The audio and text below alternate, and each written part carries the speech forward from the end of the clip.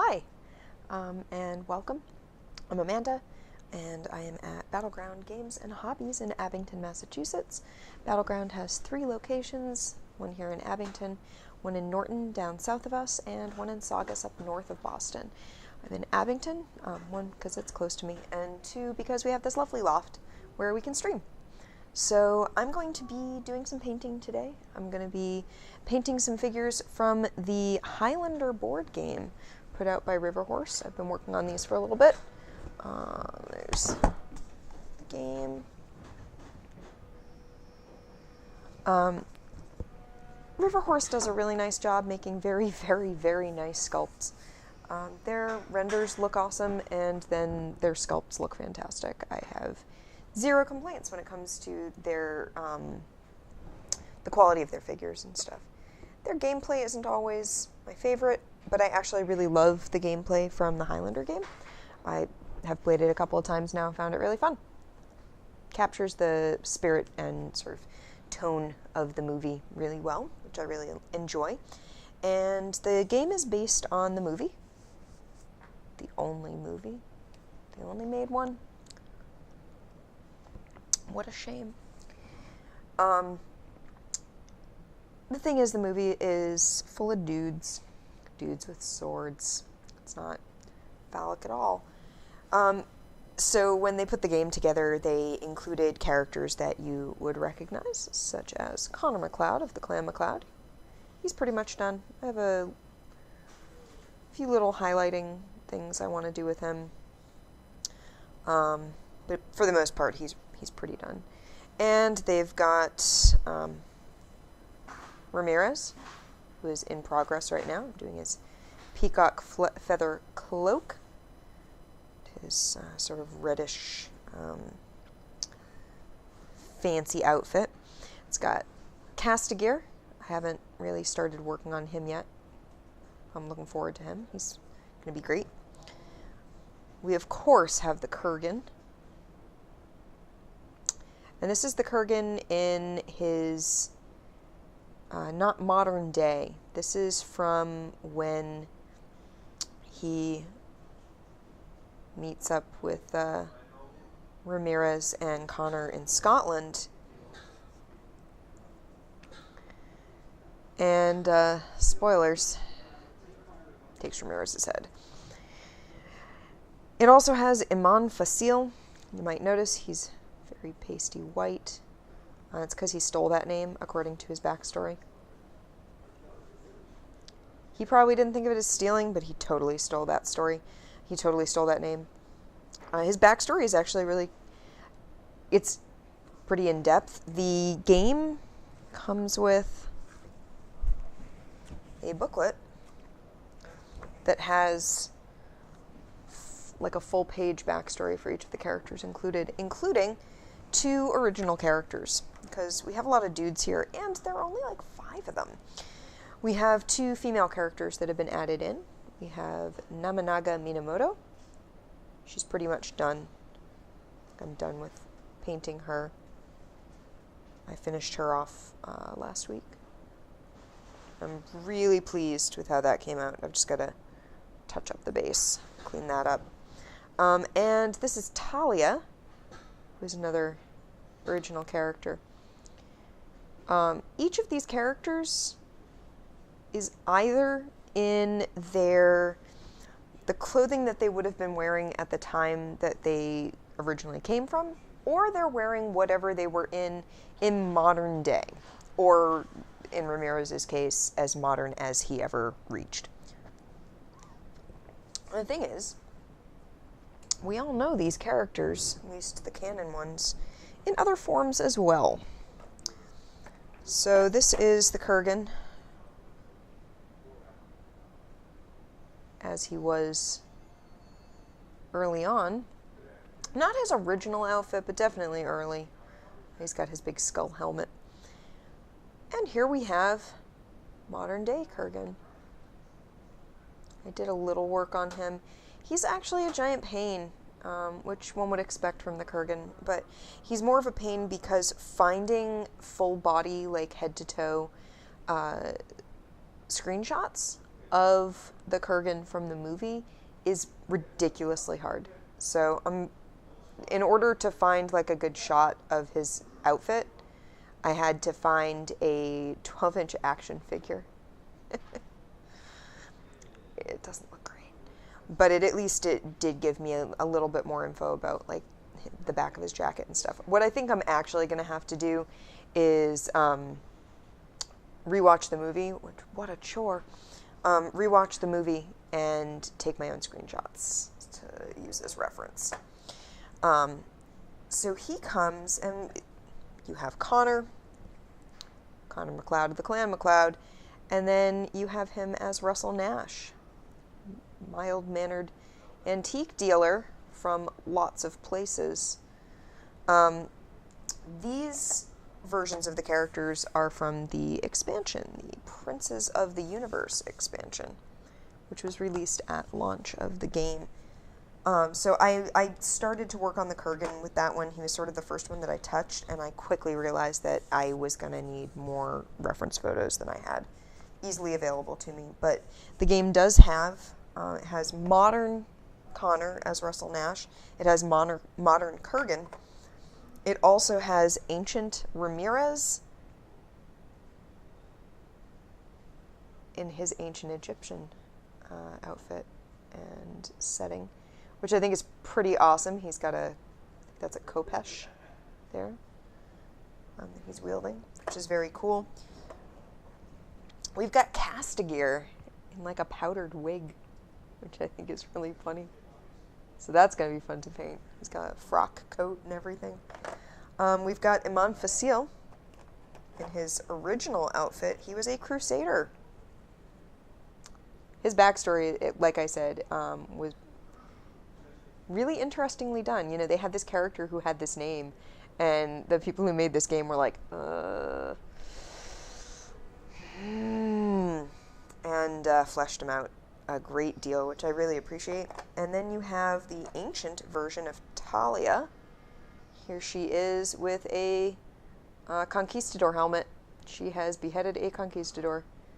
She is Mesoamerican, and her backstory is that the conquistadors were coming and killing all her people off, either just outright or by, introducing diseases they hadn't fought off and didn't have any immunity to. And her people were like, well, this sucks, and we're going to need to really appease the gods to get these guys off our backs. We're going to need a big sacrifice, and she volunteered. Unfortunately, being pre-immortal, as soon as she was sacrificed, she revived, and that didn't go over well. Didn't go over well at all. For years, she was a sort of a freedom fighter, fighting for sort of the downtrodden and the people all over sort of the Central and South America. Eventually, modern day, she's pretty jaded, and she's mostly doing drug and gun running. She's still got that pretty amazing blade there. And then Nobunaga Minamoto here. She and her teacher were sort of like crime fighters. They went around as masked heroes, sort of. And she was the Grey Ghost. When he died, she went into sort of self-imposed exile. Time of the Gathering, she comes out. And here's her modern-day self, Amy Gray. She has 2 swords. Those twin blades, that's a card in the game. They are brutal. So that's a good one to get. So I'm going to work on those later.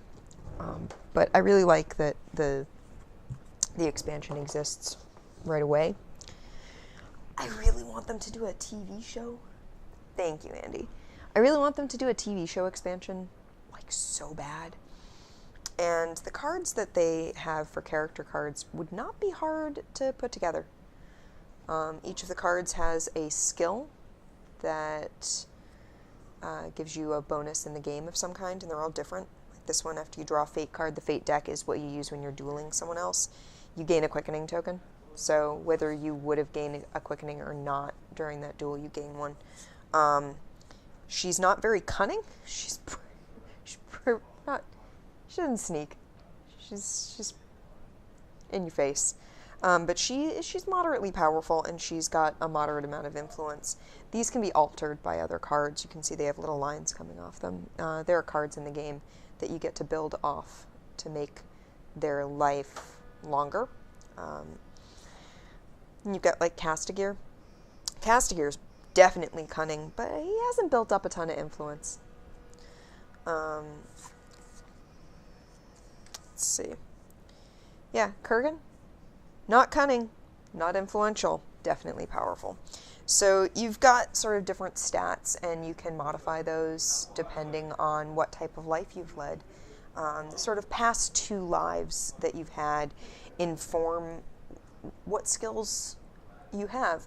Influence that you had, 600 years ago isn't necessarily going to carry forward into modern day, so it makes sense that you only really get 2 at a time. You may have become more or less cunning over time, but sneaky skills from 200 years ago maybe not going to carry through. Sort of depends on the life you've led. So, I think that's a really neat mechanic. I really like the idea of it. The game basically involves you living your life and either going hunting and going through the encounter deck, or laying low and avoiding encounters and just living your life. Each deck has different things. The encounter deck, you fight people, you get quickening tokens, you can gain, weapons and stuff that way. The era deck, which is the deck that you use to just live your life, can give you life cards, it can give you allies, it can give you ways to get weapons, but yeah. So yeah, that's how the game sort of works. But regardless of how the game works, we've got these figures. So we're going to start painting those. I want to work on Ramirez a bit. And yes, in the chat you can see we are raising money for Take This, which is one of our favorite charities, one of my favorite charities. Take This is an organization dedicated to mental health in the gaming world, both industry and people who enjoy games. Take This is responsible for the AFK rooms that you might see at conventions like PAX, all the PAXs, and I know they've done it at several other conventions. If you go to a convention that does not have an AFK room but is gaming focused or gaming industry focused, get in contact with them and see what it would take to start an AFK room. They do cost money to run, so that's where your donations often go to, is towards having people to staff the AFK rooms. AFK rooms are a space at a convention where you can go to just take a step back, sit down, recover, recharge, or talk to someone if you need to talk to someone. If you've gotten overwhelmed and you really need to speak to a trained professional, they have people in the Take This rooms. You could just go and sit quietly and relax. No one's going to bother you. If you go and you need to talk to someone, all you need to do is tell someone at the room, one of the people staffing the room, that you need to talk to someone. If you're having some anxiety, if you're in a bad place, go to the room. They will help you out. Those are usually open like during the day at PAX. I know at PAX East they're open all 4 days of the con, and they're there until like 6:30 p.m., something like that. They're great. They're really good people doing a really great thing, and I know it does cost money to run it, so we're happy to take donations for them. Yeah, they have really, really, really good resources.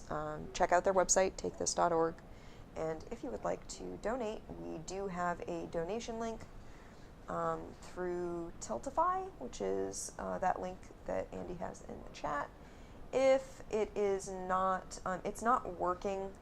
Yeah, the link isn't where you'll have to like copy and paste it. It's being cranky. But you can also just donate directly. But we'll figure out a way to get the link to work. We'll have to work on that tonight, Andy. Anyway, we're going to work on these guys. Iman Fasil, I worked on him last week. He's intensely boring. And I say he's intensely boring because he is a man wearing a black suit with a dark overcoat. He is wearing Ray-Bans, which I find really funny. He's very blonde, he's very pale, and he's wearing sunglasses. So I gave him sunglasses and I gave him a black suit and did a little bit of highlighting on it so that it's not quite all black. It's still pretty boring. He's a boring guy. He's a boring, boring man. So I'm going to do a little highlighting on the overcoat. I'm going to do a wash on the overcoat, and then he'll be done. I don't have to worry about him. I have to do a little detail work on the sword. But yeah, he's pretty boring, like I said. Connor, I want to do a little bit of work on like buckles and stuff around here. Some more highlighting on the fur around his collar. I did do the sort of engraving on his sword last week, which I'm pretty happy about. And Namanaga is she's done. She's done. I did a wash on her. She is done.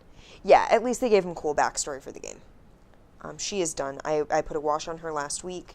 I finished all the floral detail on her last week. I was really proud of that. I found a really nice traditional kimono online to use as reference. She's wearing red in her card. I should have made her gray because she is the gray ghost, but she's going to be in gray, in shades of gray, in her modern incarnation. But I figured this might have been before she died. It doesn't quite fit the time period. That's Highlander for you. I love Highlander a lot. I love the first and only movie a lot. I also love the TV show. And they did a lot of cool stuff with history. It's not always 100% accurate.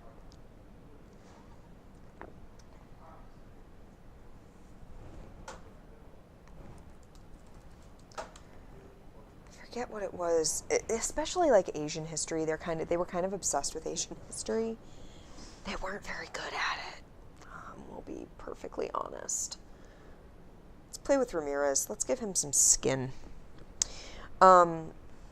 So you might notice Ramirez, his figure, and his character card do not look like Sean Connery. This is because, as it turns out, Sean Connery has a lot of control over his agent, I guess. They have a lot of control over his likeness. And that's understandable. He was James Bond. He's had a long career. His likeness is something that you would want to have some control over. Getting permission to use his likeness apparently costs a pretty penny. And Riverhorse decided we can better use that money to make the game look better and be better than just getting Sean Connery's face on it. So they didn't. They got this stock photo man bun dude. It's cool. I'm into it. He's real buff and greasy in the other one. I don't hate it. But we're going to give him some skin. Here's the thing. He's supposed to be Egyptian. Sean Connery's not Egyptian, you guys. He is no more Egyptian than I am. And I am definitely not. The closest I get to Egyptian is Sicilian, and that's not Egyptian at all. So we're going to give him some skin, but we're actually going to... We're not going to make him as, pasty as one might think. I took some red out for his clothes. I'm not making him fair-skinned. I'm sorry. It's not going to happen. Dude should not be fair-skinned.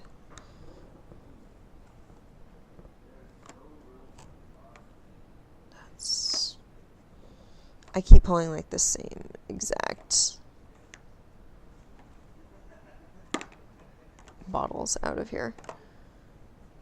I know it's in here because I've used it multiple times. Nope. Where is it? Yeah, he's not getting no. Ooh. There we go. we're gonna mix a skin tone for him. I need a palette. A couple years ago, my sister-in-law gave me this awesome pouch, and it's really perfect for this stuff. It's got magnetic closures. It's really neat. Alright. We're going to mix a skin tone for him.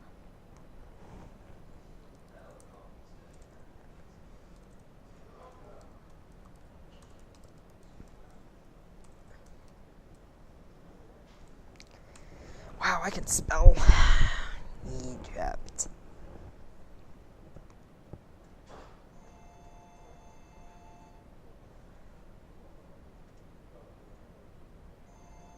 Yeah, I kind of want to like do a mix of the sort of slightly tanned skin.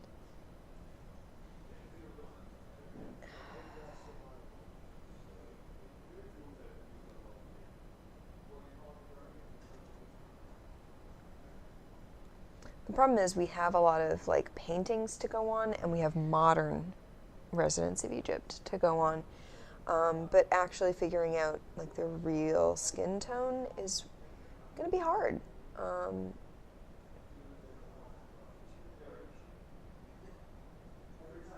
There's a lot of controversy about exactly what skin tone we're talking about. And it's probably not one. It's probably not like uniform, monogamous, homogenous sort of skin tone. There were probably variety. Let's face it. We exist in a variety, so. But I definitely don't want him to be pale and pasty. That seems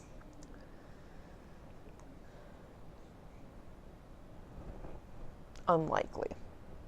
Let's face it. Let's be honest here. If we don't have Sean Connery's face, let's go ahead and not give him Sean Connery's skin tone either.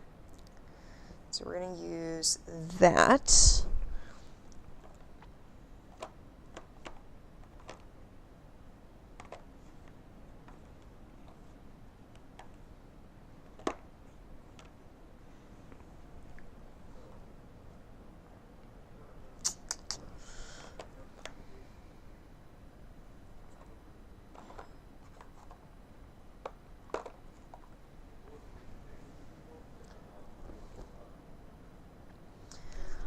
We're going to do some mixing, because we're really talking about a wide range of skin tones here. And let's face it, Sean Connery was he wasn't old, but he wasn't like a young man in Highlander. Certainly not Bond age.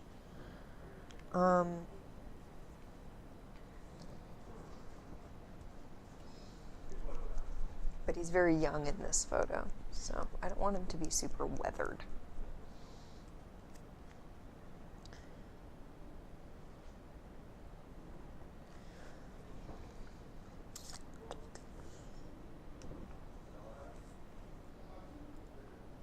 I struggle a bit with skin tones and mixing just the right thing. I find browns and tans difficult. I don't love that.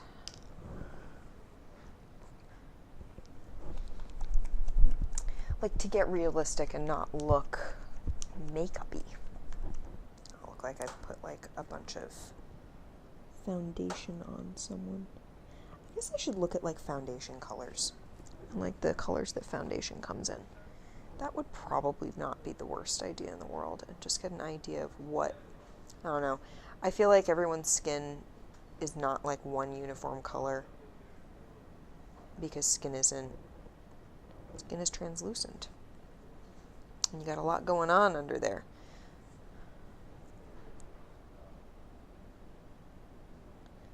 That's much better.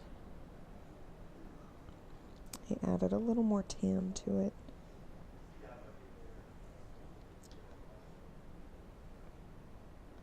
I just want it to have some warmth without being too pink. It's tricky. I want to get realistic skin tones.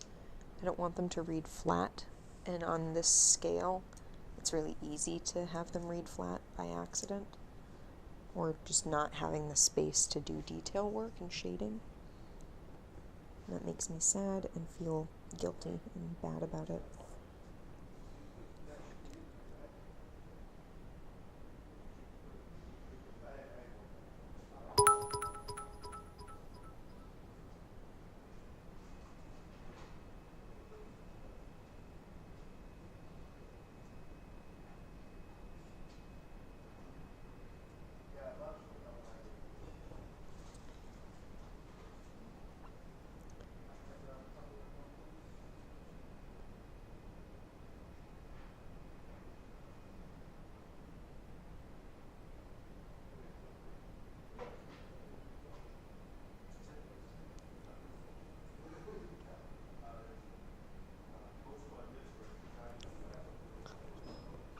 He's wearing gloves, so I don't need to worry about his hands. It's just his face. But you know what? While I have this color, dude is shirtless in the expansion. I should probably just go ahead and paint his musculature. Can you see my palette on screen? Yeah, there we go.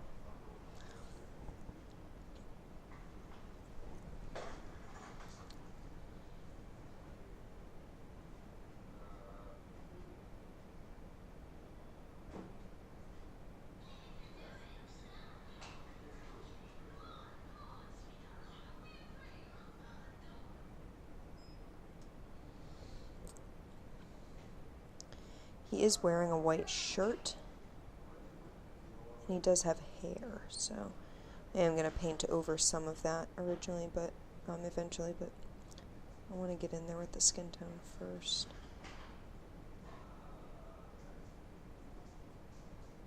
So that I can do the white shirt over it. I did not hear a noise at all for that. And my computer, I don't have sound on, so.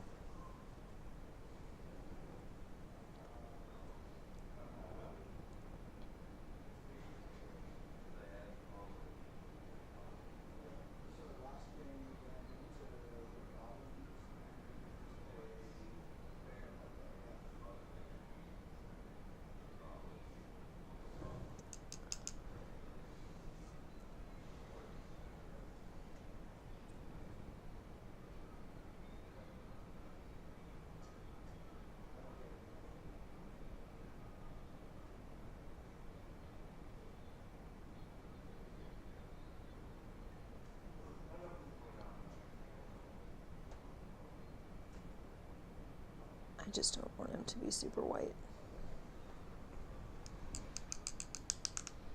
Yes, Highlander painting. Hello. We are painting Ramirez right now. And because I've got a skin tone mixed that I actually like for him, I don't love it, but I don't hate it, I'm going ahead and painting his ancient figure as well.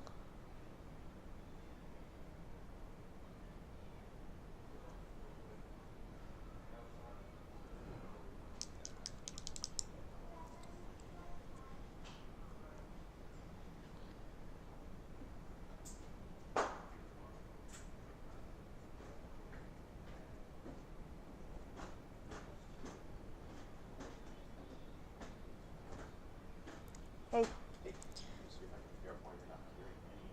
Yeah, I did not get any audio alert of that bit.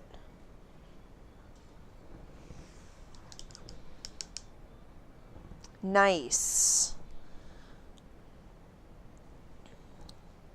How'd it come out? The Star Drake. It sounds like that was a really long project. You were working on that for ages. There we go. I heard that. Okay, cool. Yeah, I don't know why it didn't work earlier.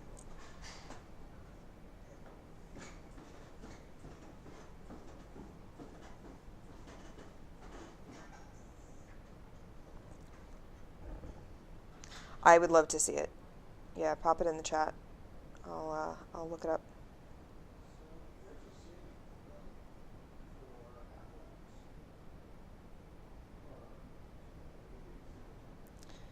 I am going to run this skin tone by a friend of mine who legitimately, her family is Egyptian. Her mother was born in Egypt. So I'm going to run this by her and be like, hey, what do you think?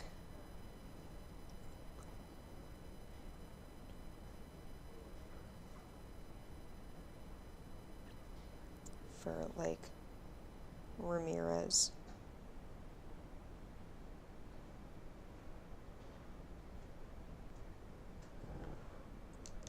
Cool. I want my paint to dry, so I'll have to be quick.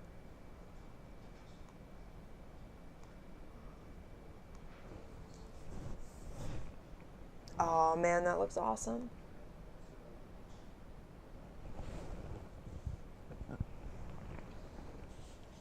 That came out really awesome.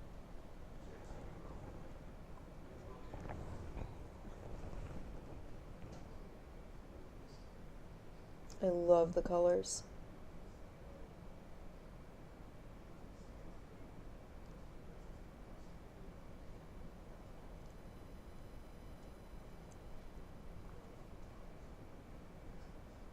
That's gorgeous.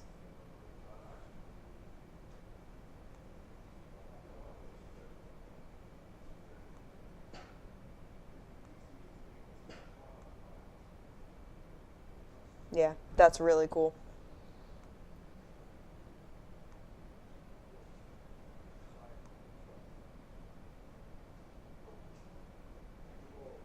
Yeah, yeah. Oh, yeah.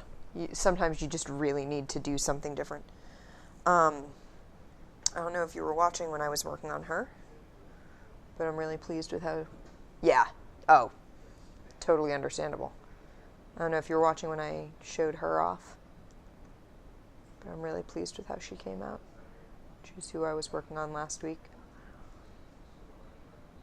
I'm really pleased with how the kimono came out. Thank you. And the plaid on Connor here.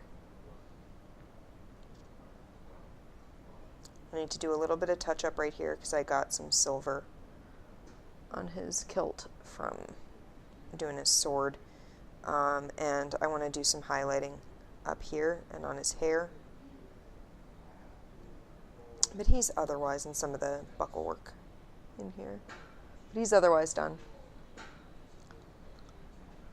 And yeah, I'm working on Ramirez with his peacock feather cloak. So I did a base coat for that. It is lined in blue silk, so thank you. Yeah, let's get back to his skin. Actually, I'm going to use a bigger brush on this. I'm going to use the crappy brush that I keep using, even though I should probably just pitch it.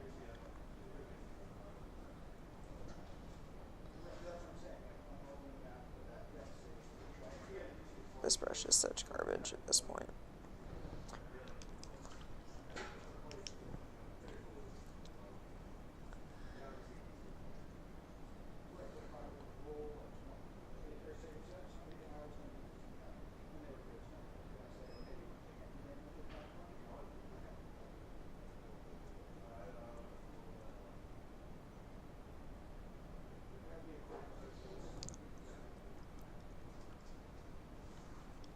Yeah, he cannot die, except he totally does. I mean, none of them can die unless they lose their heads, and with it, their power. Okay, I'm going to use one of my newer brushes, because I think that brush is legitimately toast.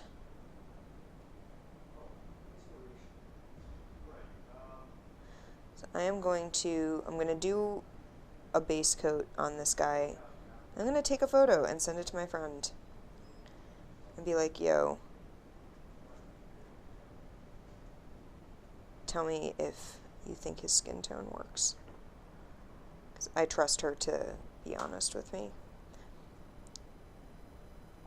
And either be like, yeah, that works, or no, you need to go a little darker, or you need to go a little bronzer, or you need to go, I don't know.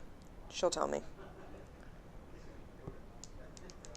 Yeah, you know, I feel like you can only do so many big projects in a row before you need to do little stuff.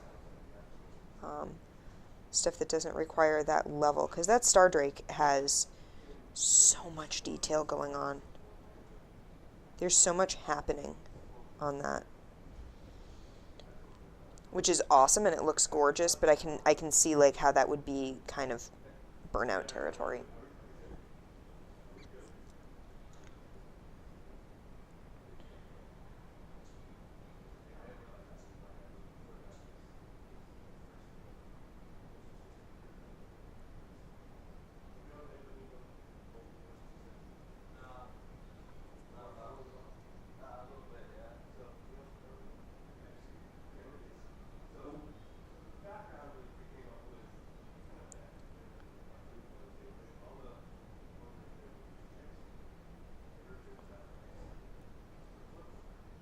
Yeah, yeah, exactly. You're like, okay, finally finished that wing or that part of that wing, and then you look back at it and you're like, ah, crud. It's got a thing there that needs to pop. I guess I gotta go back to it. I mean, it looks gorgeous. It's worth the work, but yeah. I can't imagine. I've never done anything on that sort of scale.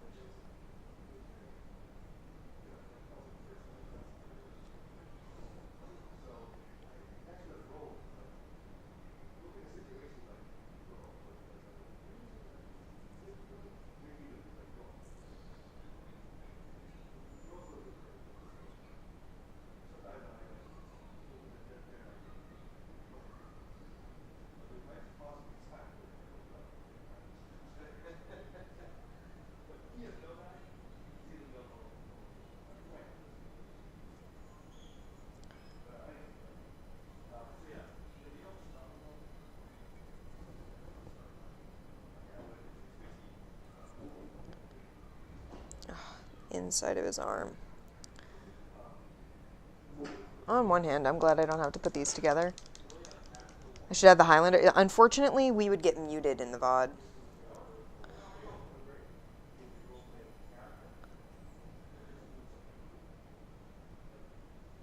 Some Celtic music. I bet I could find some Celtic-y stuff on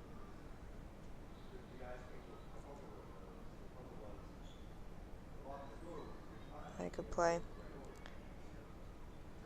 I just haven't had a urge. I actually have like a whole playlist of Highlander themed music, but none of it would pass like copyright checks. We would get muted so fast. It's finding royalty-free stuff or stuff that has a license that you can like use on streams and stuff without having to like jump through a bunch of hoops that won't get your VOD muted. That's the tricky part. That's definitely not royalty-free, Travis. It's also not technically like Celtic. It was written by like a guy in Canada.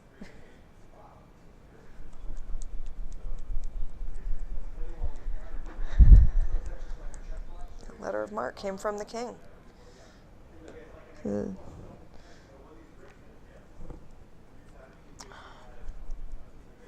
Yeah, it's maritime. Like, it's a sea shanty. It's a modern sea shanty.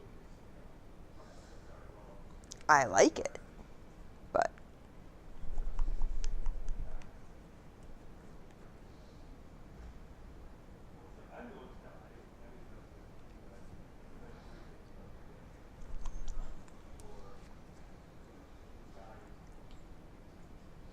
so those are the colors I'm mixing. you can see them.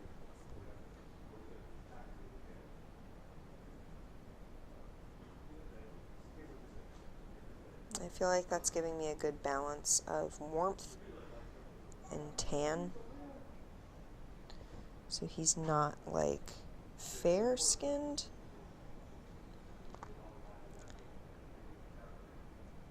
But he doesn't look like I just slapped like tan paint on him.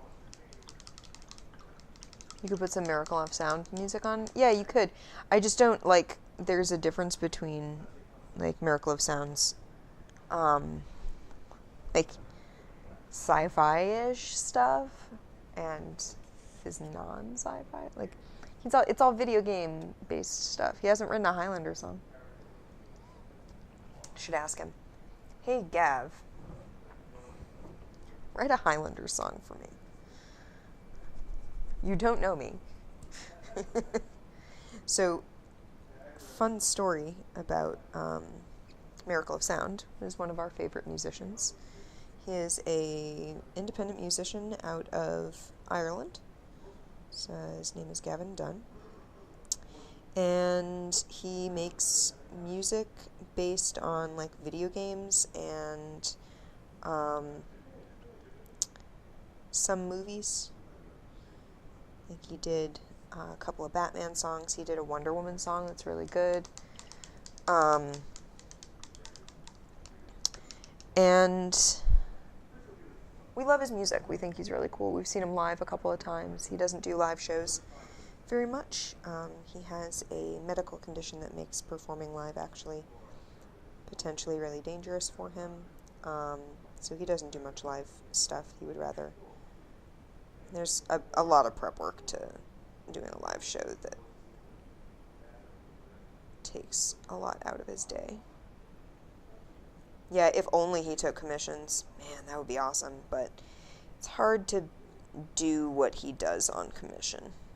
I don't blame him for not taking commissions. But I highly recommend checking him out. He is a very cool musician. He's a pretty cool guy. We have met him when we saw him in person. We saw him live in Durham a couple of years ago. We did introduce ourselves. We told him we were big fans. He allows his music to be used license-free on streams so long as you credit him. That's about it. And we do credit him. He is credited down under the stream.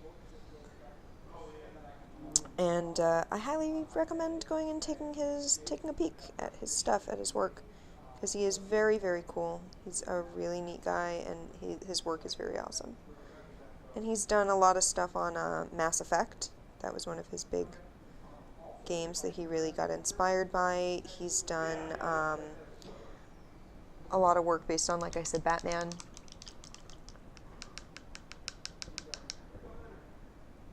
No.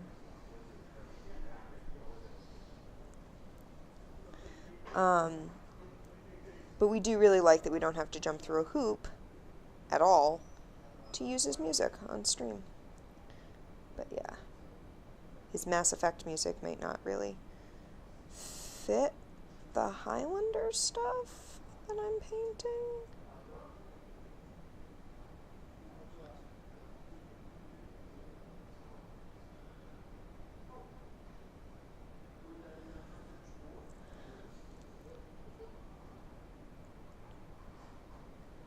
This man's mostly naked.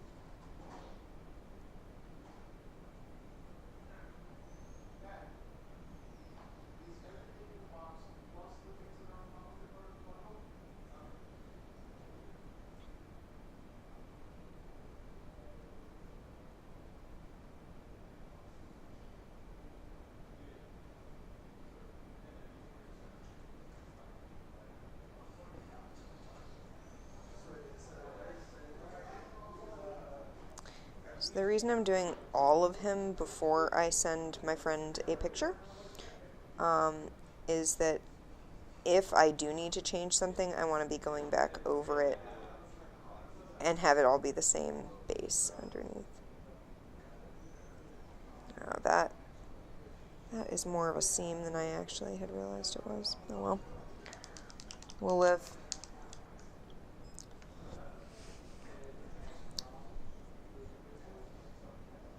So how's everyone else doing today? Doing well? Having a good day? Having a crummy day? I had a week, let me tell you. A lot of, like, situations at work.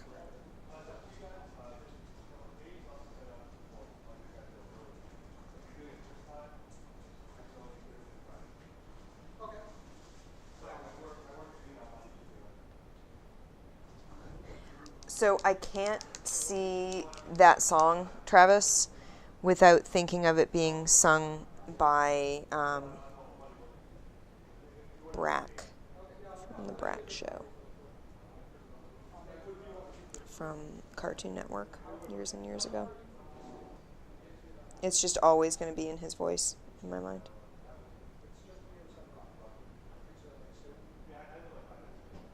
Forever.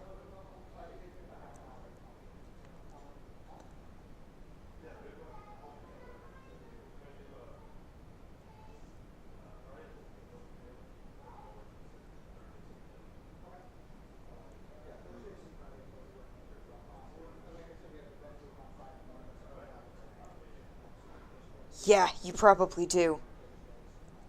I have it on a CD somewhere.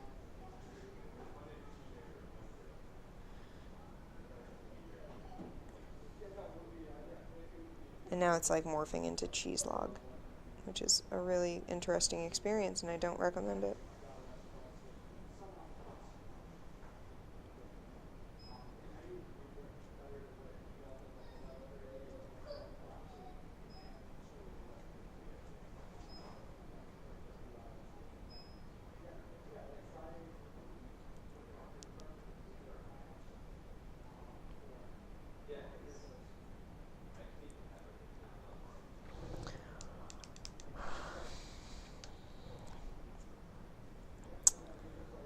Look at this man with all his bare flesh.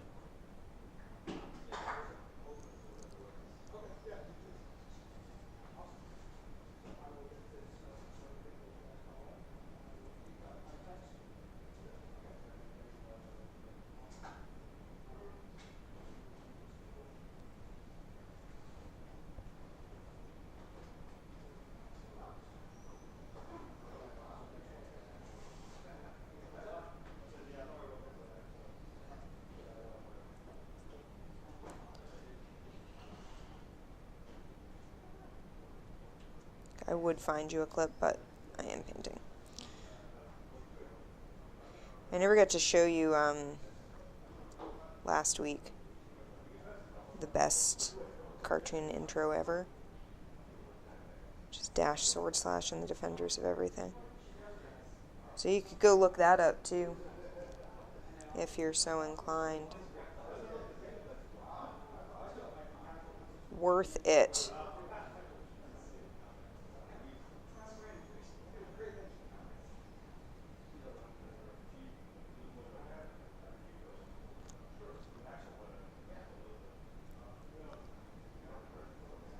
Alright. I'm gonna send my friend my friend Sarah a picture of our friend here and ask her what she thinks.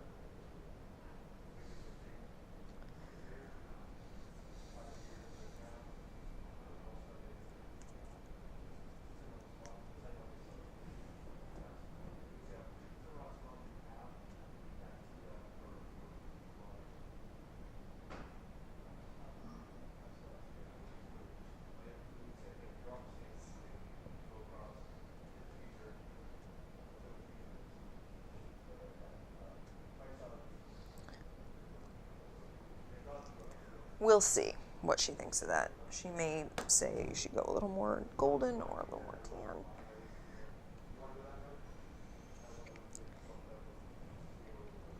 I figure that's a good start.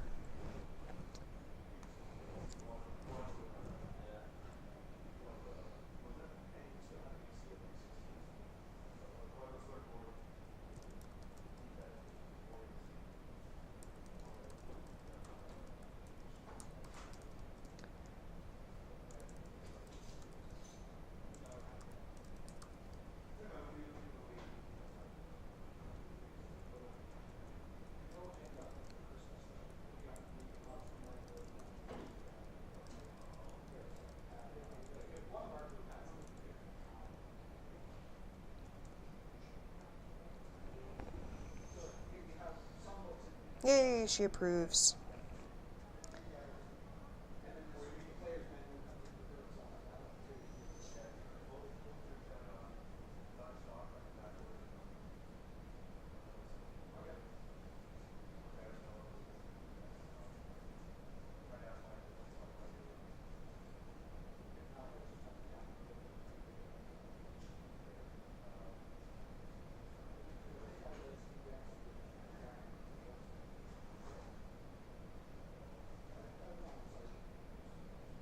I figure I'm putting a wash on him anyway, so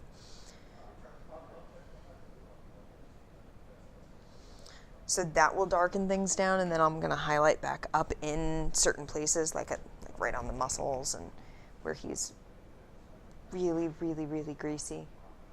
He's so greasy.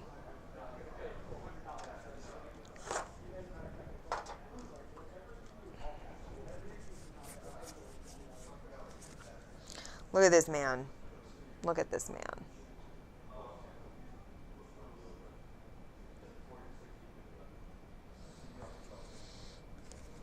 He doesn't look super oiled in that, but like, no, he's oily. You can tell. So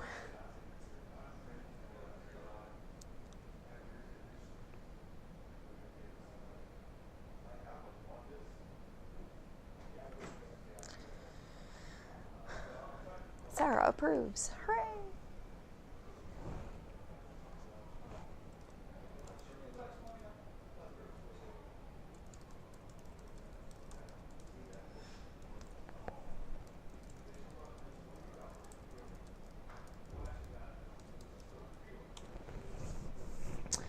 We're going to play with Ramirez's cloak and his outfit.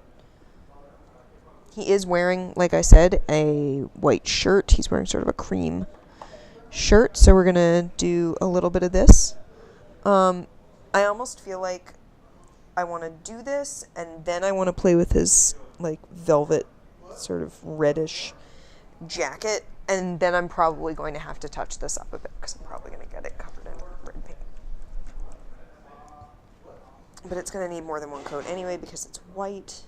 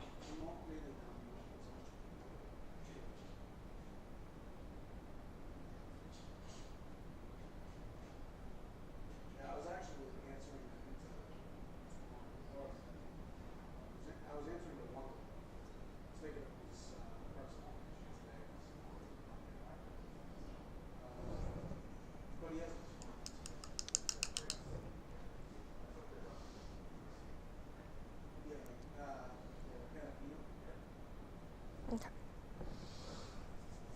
So,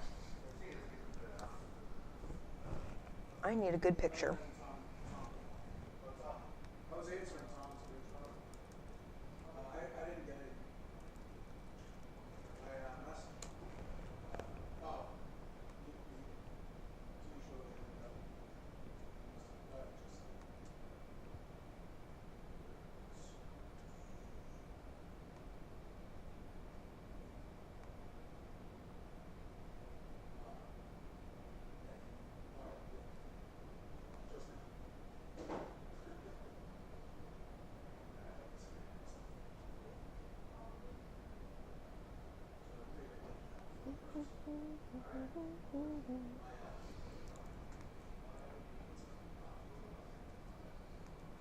Telling you, I was the king of Spain. Dun, dun, dun, dun. Okay. This is a nice clear picture of the top of his outfit. And I've got a good one where he's sitting and I can see. So yeah, starting out with this sort of like dark burgundy was definitely the right way to go. And then we're gonna work up with a little bit more red.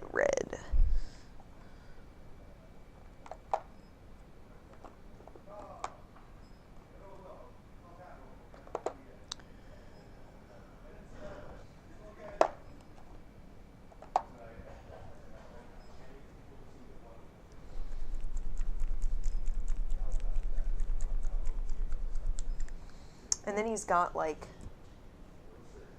ton, there's like a ton of detail in this.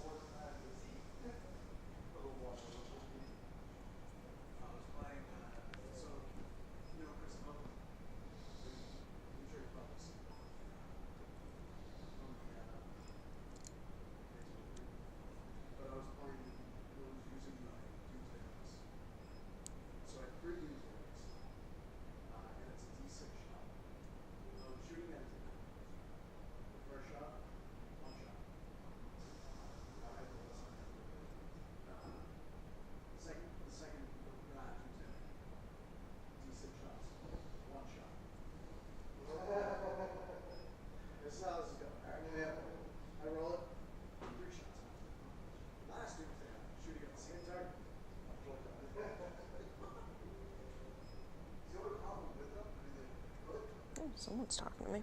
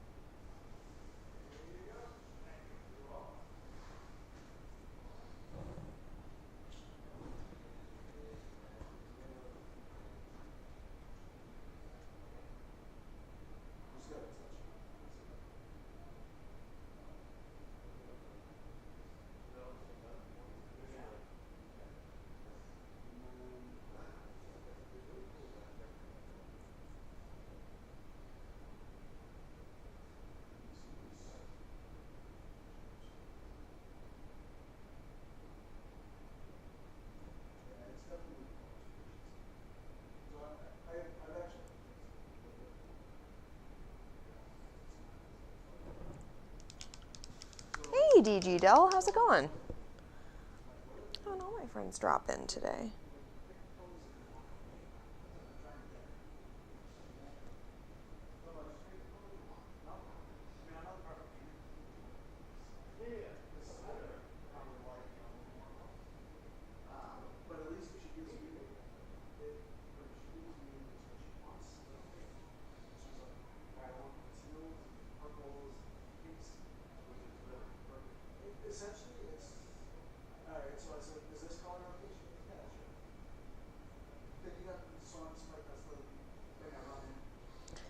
Oh, what color are his gloves?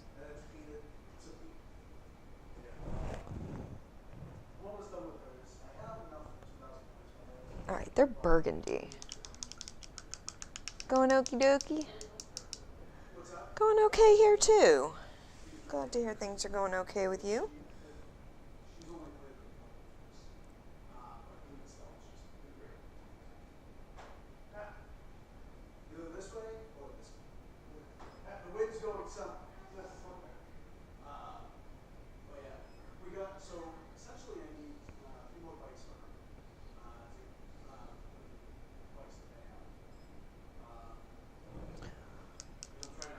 Hey, thanks for hosting.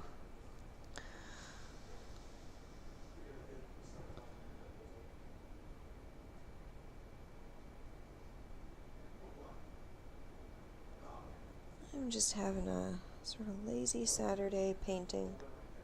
Lazy Friday. Lost track of days. So, this week has been a week. It's been a week full of things happening at my branch that I wasn't thrilled about.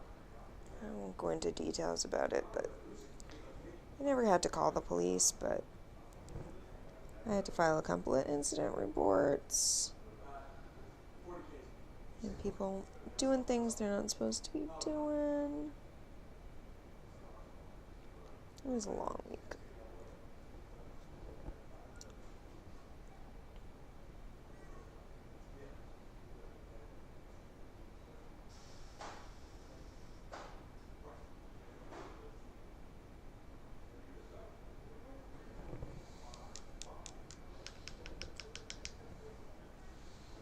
I'm actually really happy with how these reds are looking right now.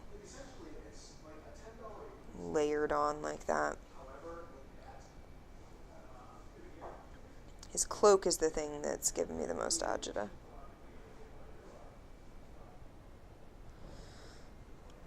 But that's okay. That's cool.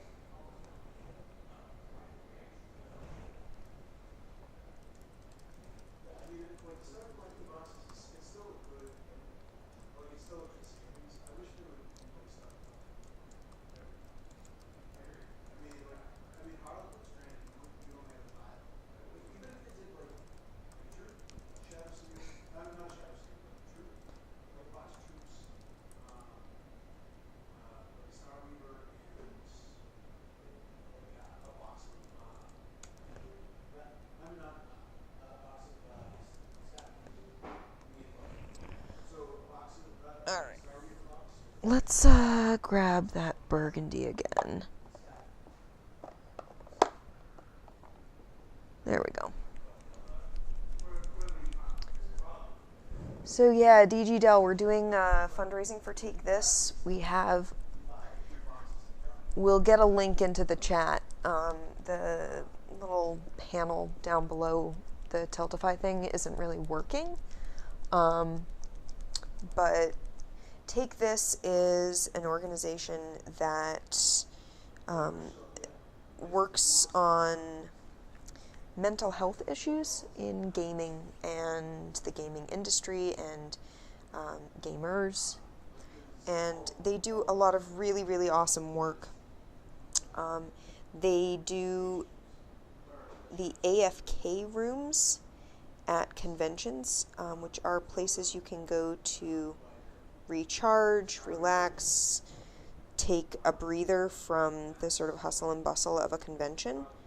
And if you're in a bad place, talk to someone. And so, quick little story about it. There was Andy and I were waiting for a panel, and there was a really long line. I don't think this person was actually in the line for the panel we were waiting for. I think she was in another line. And that's how the queues for panels at PAX tend to be in the hallways, or there's always a chunk of people in the hallways. And sometimes you'll be near another line. And she had a panic attack. And the enforcers, the folks who work at the convention, were quick to identify that something was going on and help her out and get her out of the line, and got someone to take her to the Take This room. to the AFK room, and so that she could get some help. And it was a really good moment to see that, like, the people who work at the convention, they all get trained in how to, like, identify someone who's in a crisis or needs some help, and they work with Take This to get that training, which I think is really good. And then the AFK rooms are places set up in the convention center for someone who needs a breather to go take a breather. And you don't need to, like, go in and, like, you don't need to be having a panic attack to go make use of the room. You can just need a break from the show floor. Honestly, just knowing it's there is super helpful for me, because I know that if I were to be in a place where I needed a break and needed to get away from just everything, I have a place that I could go to. And that's enough security to make me, like, not panic sometimes. Because then there's not that additional, oh my god, if I do panic, what do I do? Where do I go? I'm in a convention center full of tens of thousands of people. You're not going to have that without some sort of help, because that's what Take This does. They also run, like, mental health training and stuff for, like, game companies. They publish articles and stuff about mental health issues pertaining to the gaming industry, which, as one might expect, are kind of unfortunately rampant.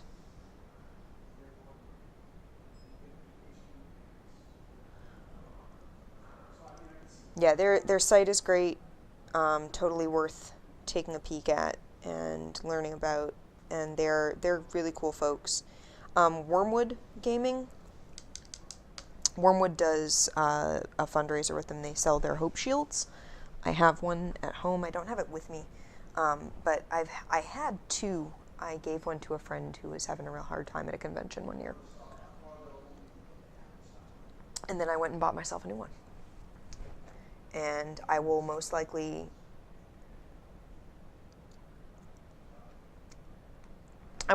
hand that one over to someone at some point. If I meet up with someone and know that they're having a hard time, I will hand them my shield, and I will go get another one, which is sort of the point of them.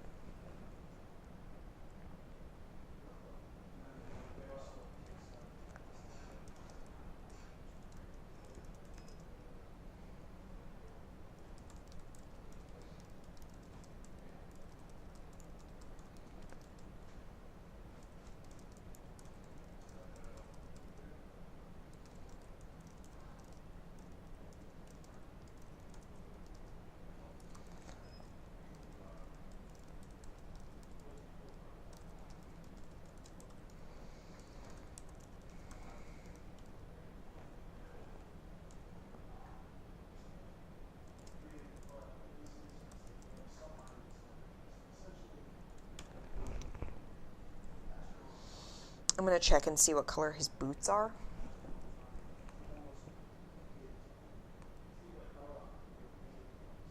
There is a nice shot of him seated.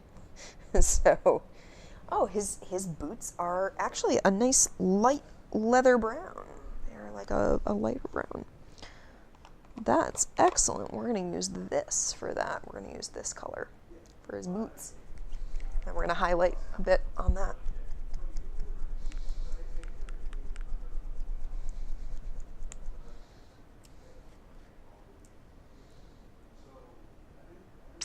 Whoa, hey. That's a really big bubble. Oops.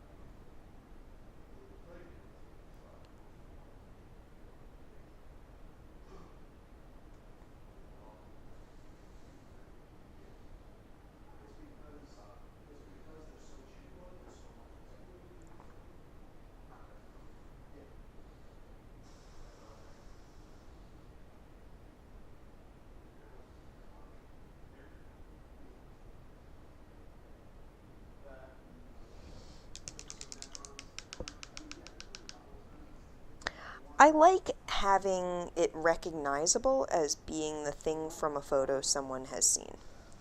So if someone has seen a picture of Ramirez, I want them to recognize this figure as Ramirez right down to the boots. I mean, if I don't have reference, it's not the worst thing in the world. But if I do have reference, why not use it?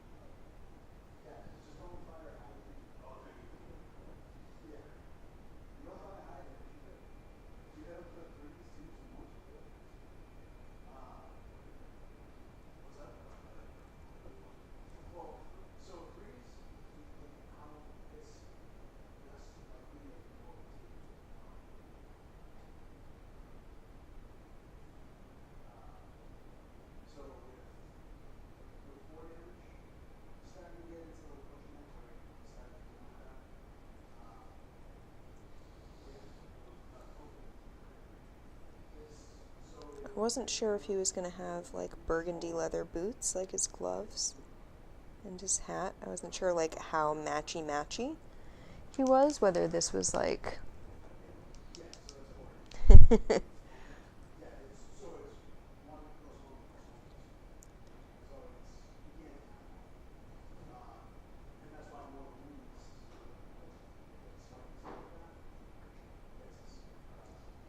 So I introduced a friend of mine online to the concept of katanas and trench coats. She thinks it's kind of messy. I can't argue with her about that. My biggest regret is that I missed the Kickstarter for it, so I don't have the full item. And I haven't found a way to get the full item. Oh no! I just dropped him right in a whole bunch of paint. Fortunately, he landed on his base, which is going to get repainted anyway. Oops. I have been like a total Butterfingers this week.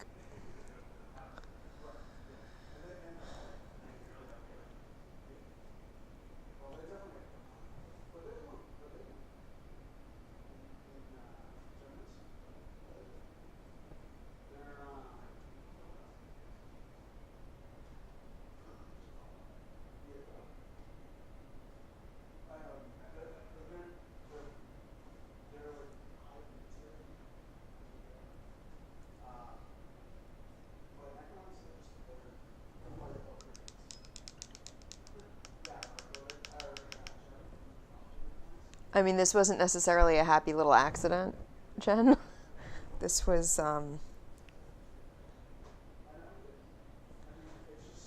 it was more, this won't harm me in the long run. Because it's all on the base and I'll paint over it.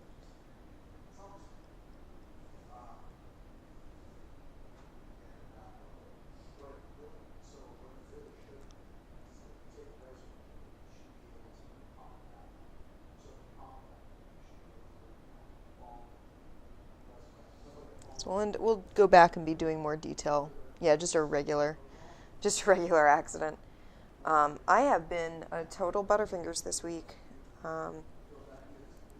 This fortunately was not nearly as bad an accident as the spill at work, which has dyed my carpet at work bright red. It's not bright red, it shouldn't be bright red. So that was... And yeah, the thing about Bob Ross is that, like, his happy little accident is like, oh, we blopped some paint here, we'll turn it into a tree. That's not getting turned into anything. That's just going to get painted over.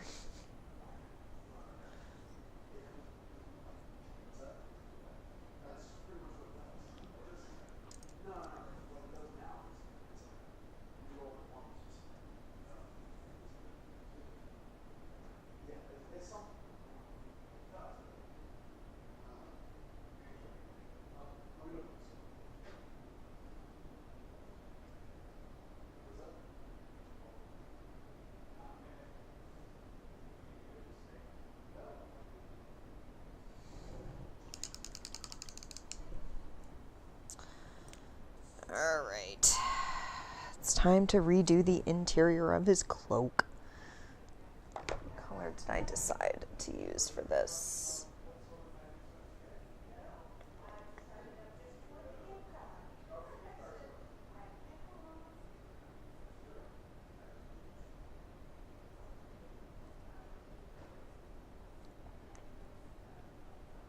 So it really is this, like, peacock blue.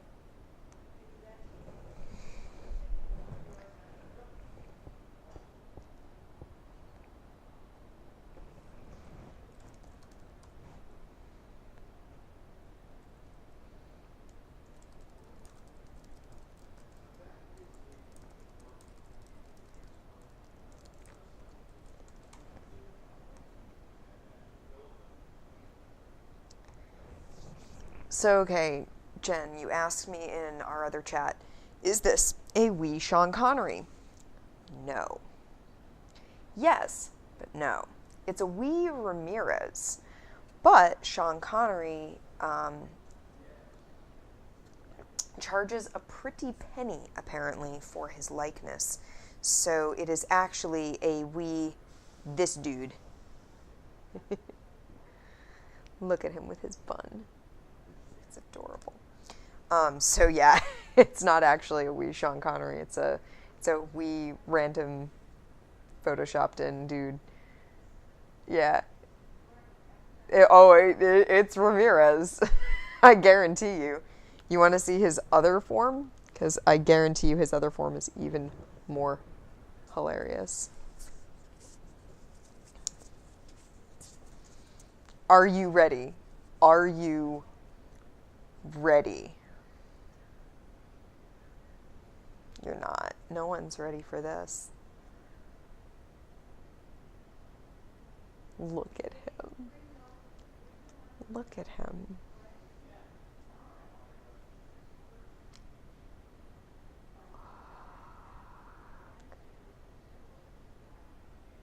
Hi. I'm not Sean Connery. Look at my pecs. Who is he? He is just some random dude. I don't know where River Horse found like that particular face. Like I don't know where they got him, but that's who they have as Ramirez. That's him as his like original life. Ikemusek. He's that's his like Egyptian, his ancient Egyptian original life. And he's still got the man bun. Look at that hair. One of their staff that drew the short straw. If so, I suspect they found someone else's chest to stick on it.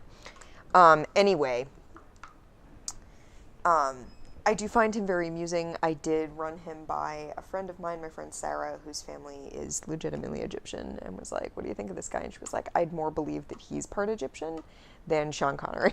So, Sean Connery, his likeness cost way too much money for River Horse to spend. They ran this was a Kickstarter game, and they would have had to spend a large chunk of their Kickstarter money on buying the rights to Sean Connery's likeness if they had wanted to put Sean Connery's face anywhere on the game. Christopher Lambert, not nearly as picky apparently. Probably a lot more affordable. So they did not use Sean Connery as Ramirez. They picked this other guy and photoshopped him into Ramirez's outfit. So here we are. So yeah, it's not a tiny Sean Connery, but it is indeed a tiny Ramirez. Yeah, Lambert, the Scotsman from Brussels. Lots of places. That's what they explained it in the movie. He's from lots of places. So yeah, I do find that very amusing.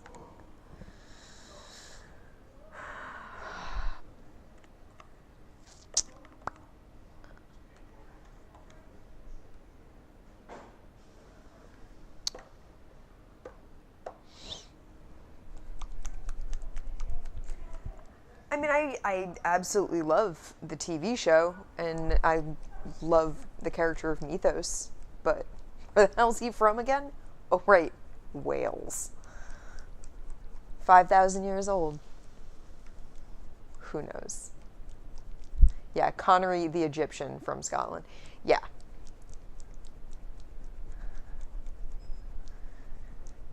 Yeah, Highlander did many things. Obviously, so we're playing. Yeah. The thing is, time isn't meaningless so much in Highlander, and you're gonna forgive me for this because it's my stream and I can do what I want, but let me nerd out about Highlander for a bit. I am painting Highlander board game figures, so one would expect that for me. I mean, time is, it is important because you're supposed to care that, like, one person is from a certain time and place because it's going to affect who they are and what their sensibilities are when they are no longer in that place. Someone who is, several hundred years old may be a little more adaptable, maybe not, depending on what they want. But when you're talking about, like, someone who is originally supposed to have been from Egypt, and it's played by Sean Connery. Bitch, please.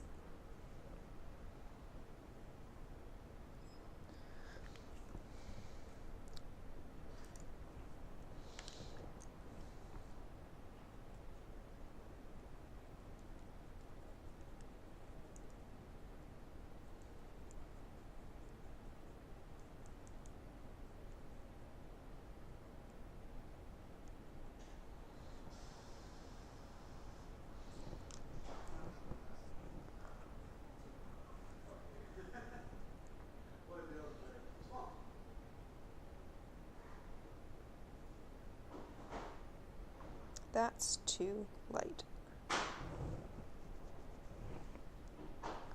I don't love it.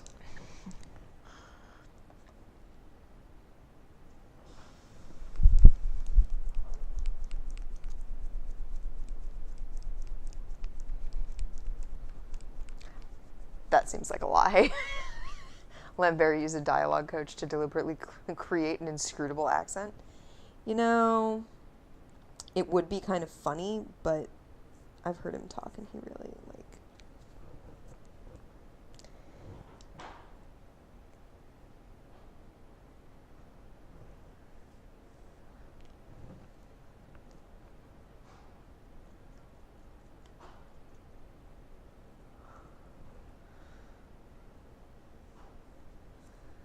I don't believe that.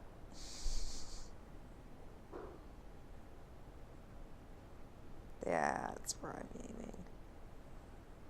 There we go. That's the color I wanted.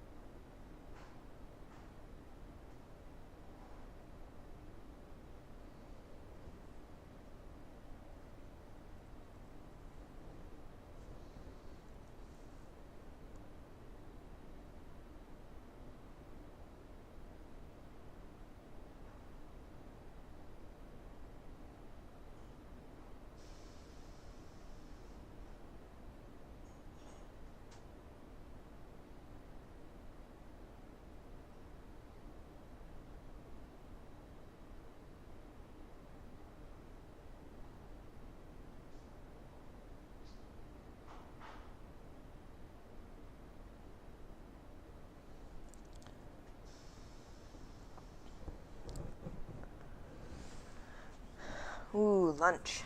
That's a good idea.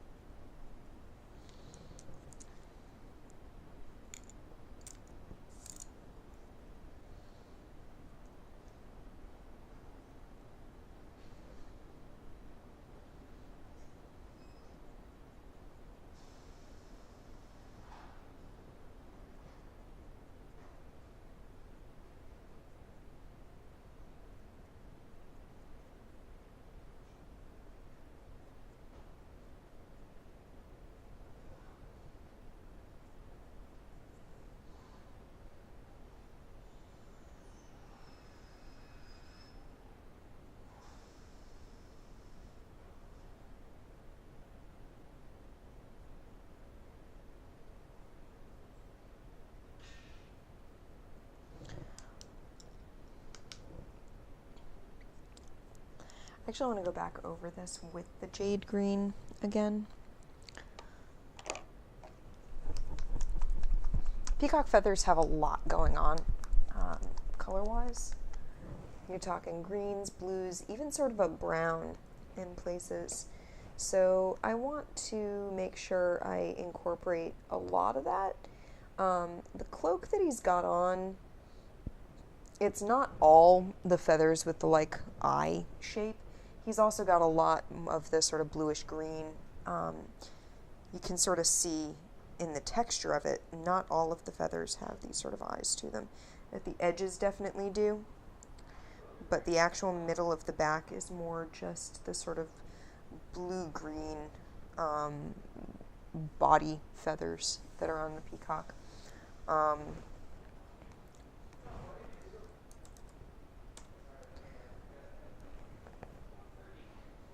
Yeah.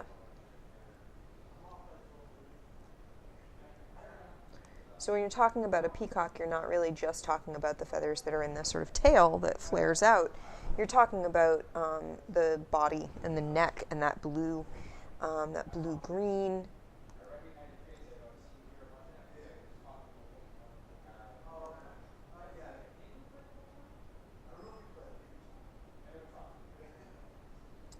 That sort of iridescence.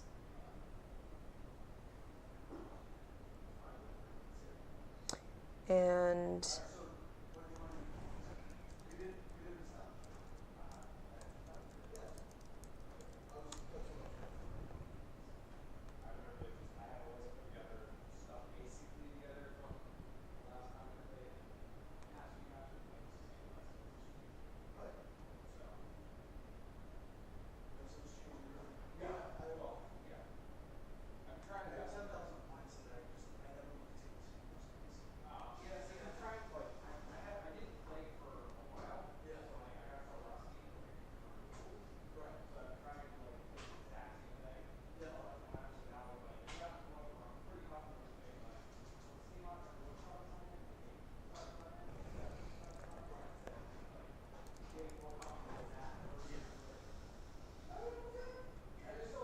yeah, there's not really a good shot of him from behind.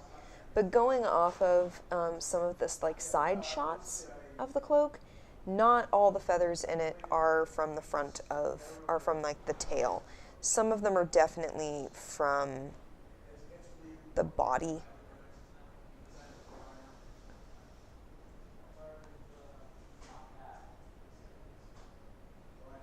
Which is fine. That's absolutely fine. That actually is going to make it a lot easier for me to paint, which is cool. So.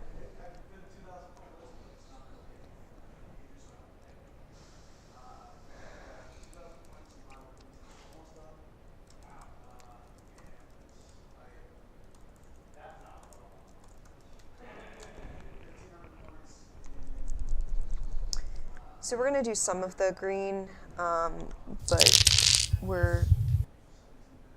Hey, BJV12, thank you for following. So we are going to do a little more green. We're going to really get in there with these colors.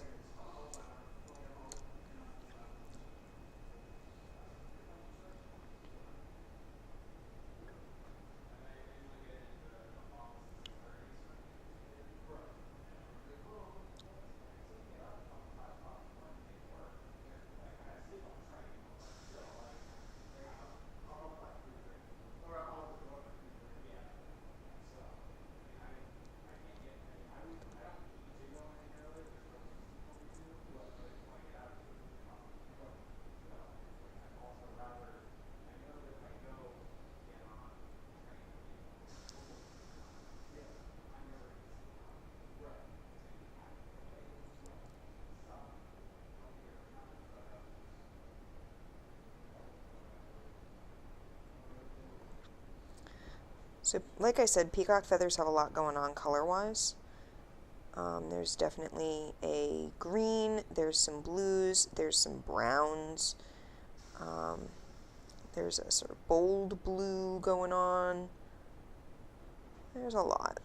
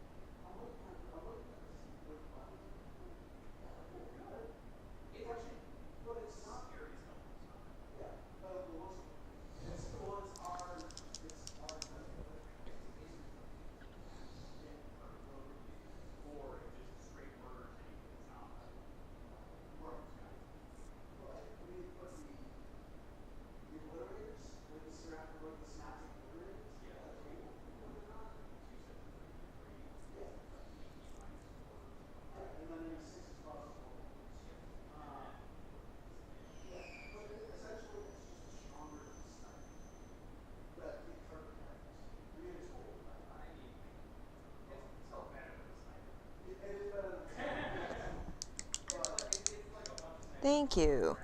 Yeah, I'm definitely going for like a very multicolored approach here.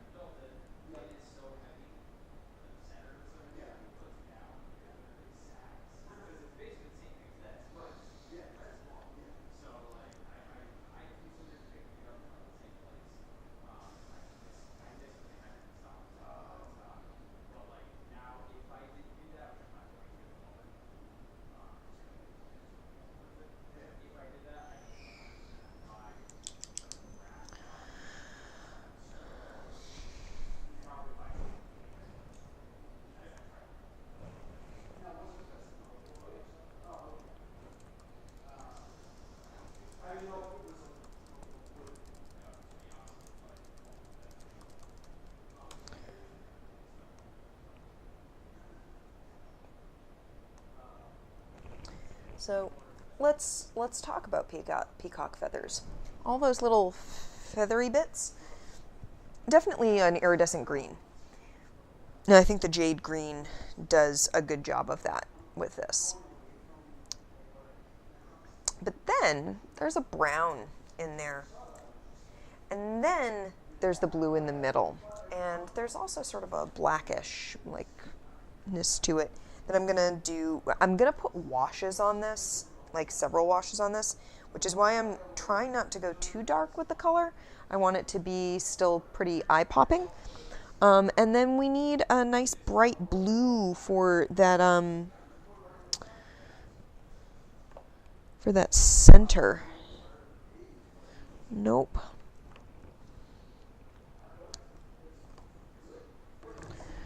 Yeah, I'm gonna need to go into another box of paints for this. I don't have my really bold blue for this.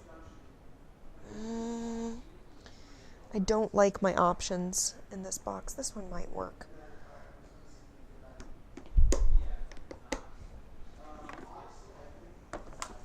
But I want to see what else I have available to me.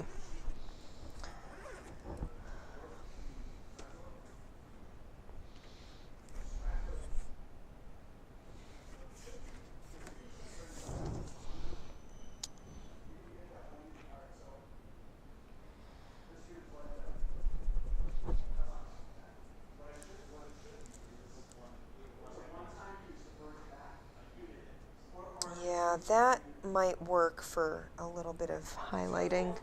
Welcome back. Did you find lunch? We're going to get ourselves a nice blue wash for this.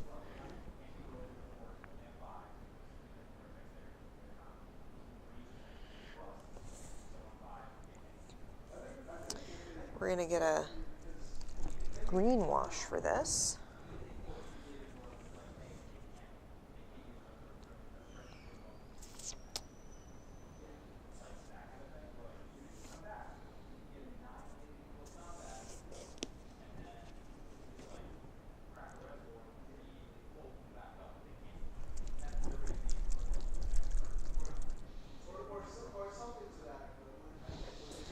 No, that's not what I want.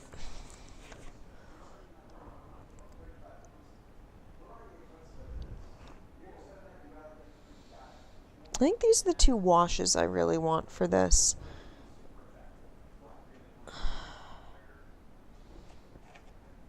Yeah. Yeah. Okay. That sounds real good. So we're actually going to do some brown stippling.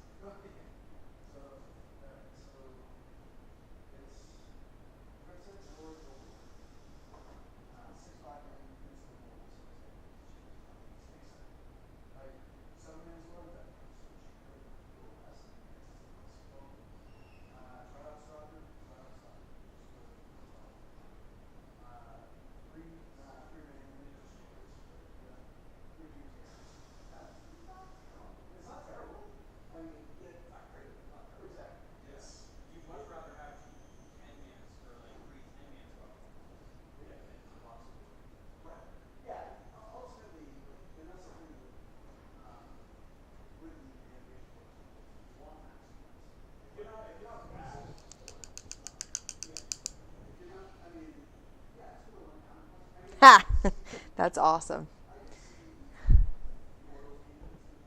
I'm glad your games are going well. You're having fun.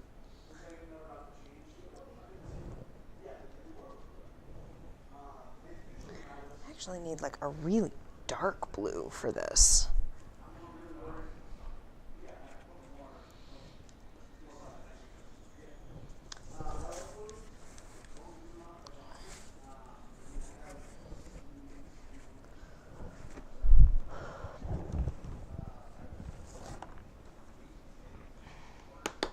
Cool. What do I need?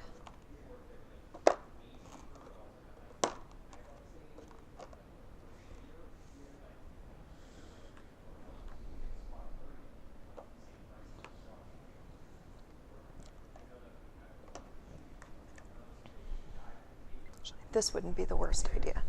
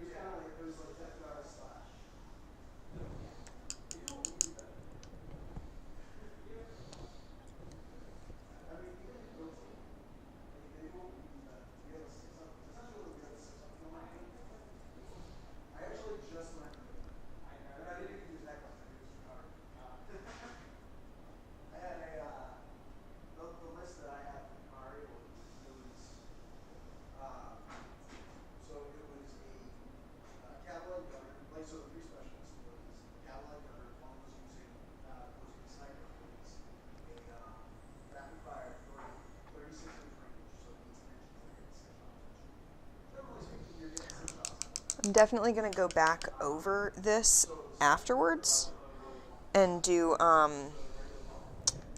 a wash, or, I mean do highlights with the bright green, because that wash is going to fill in. We're going to do a blue wash first.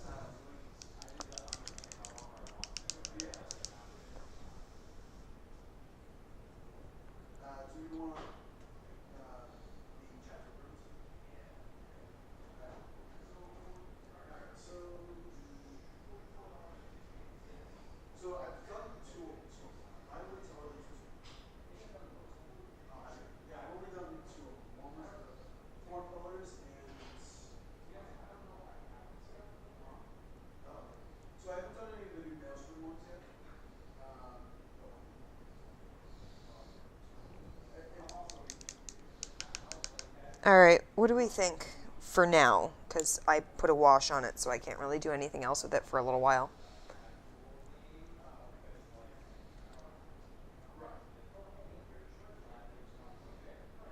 I'm pretty pleased with how that's coming.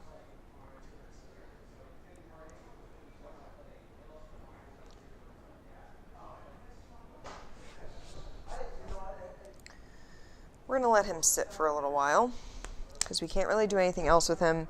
I do want to do a green wash on him, and then I need to highlight back up with the brighter green. I think we'll move on to Talia for a moment, or we could do detail work. Let's do detail work on these two.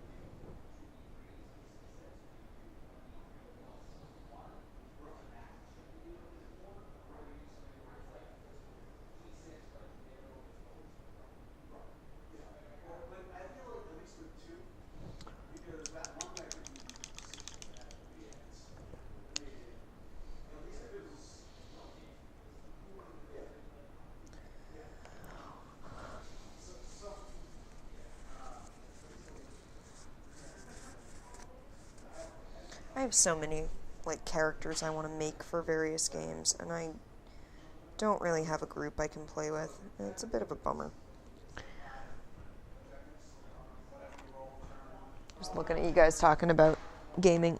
I don't have a lot of time, for one, which is also a bummer.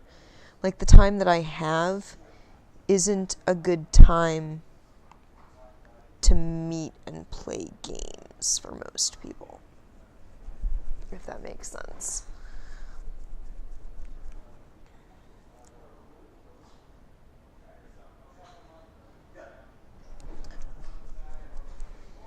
I don't like this. I don't like that either. I like these two together. I work alternating Fridays and Saturdays, and we do streaming on Fridays, and Sundays are like the one day Andy and I get together, and he works late on Thursdays, and yeah, just I work late on Wednesdays and Tuesdays. Yeah. Like, no one wants to get together on a Wednesday morning to play D&D.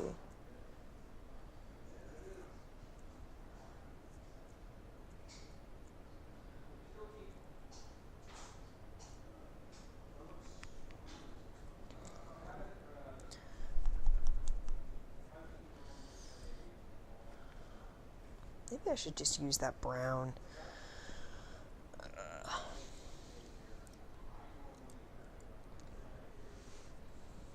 No, I would not think it would be, Jen.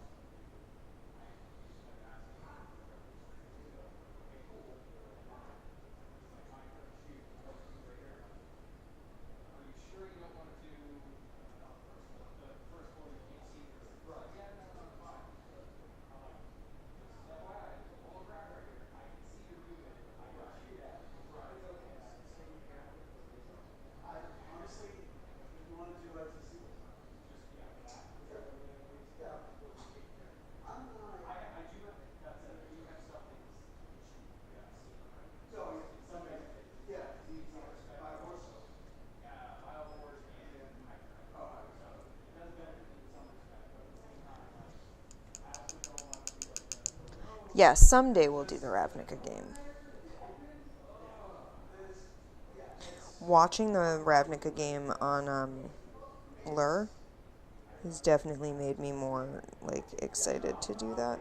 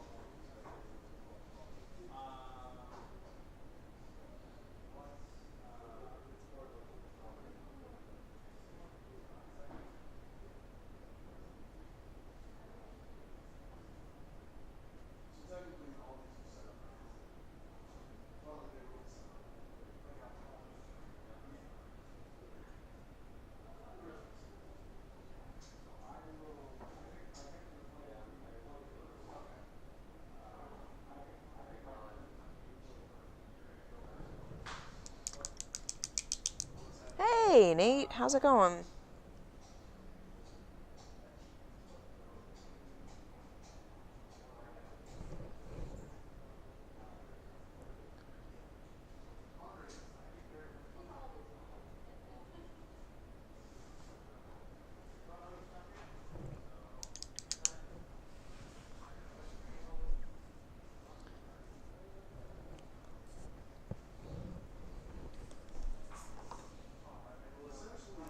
Everything's fine. Thank you very much. Connor is almost done. Connor is very, very close to finished.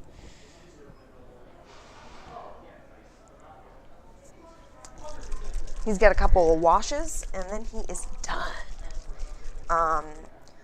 Also done her.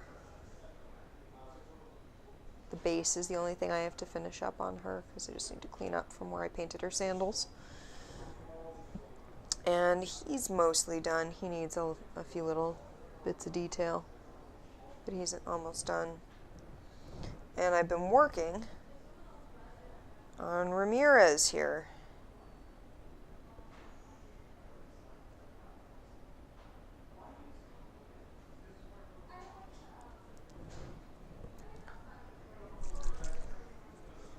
Thank you.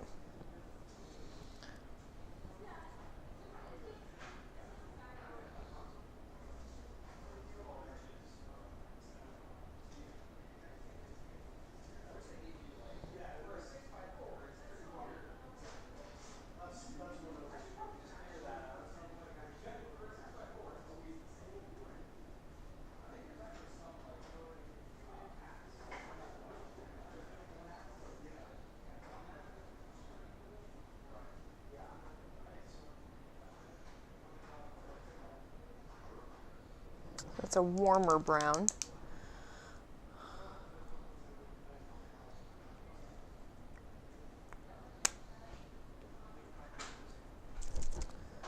This is more of a blackish brown. We're going to use this here.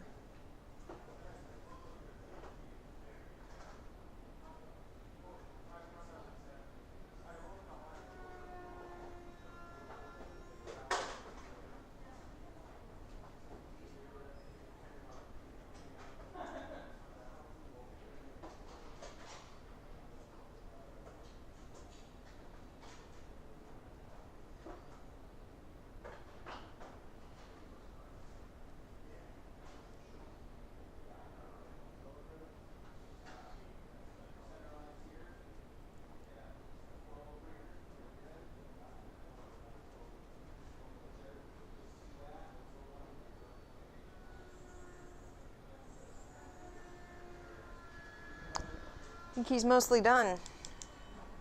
If I don't stop playing with that, I'm gonna ruin it. So he's done.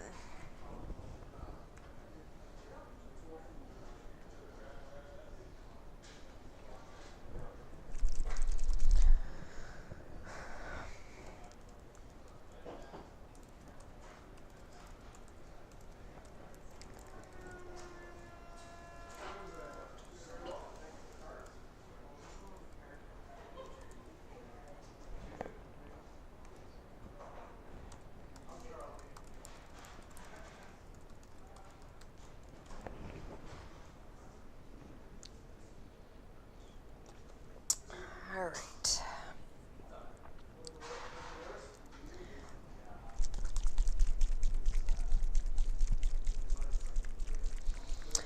This is just basically going to be a black wash on this guy.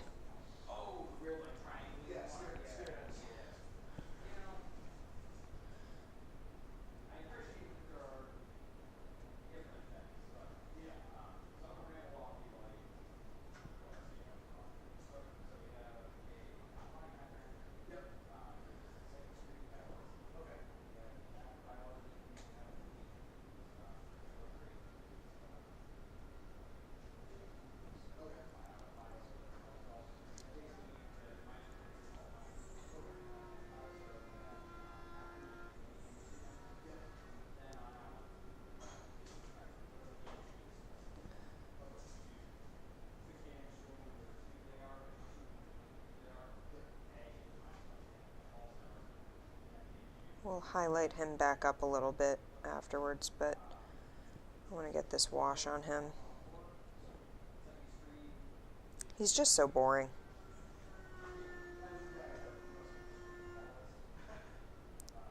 Boring, appropriative white dude.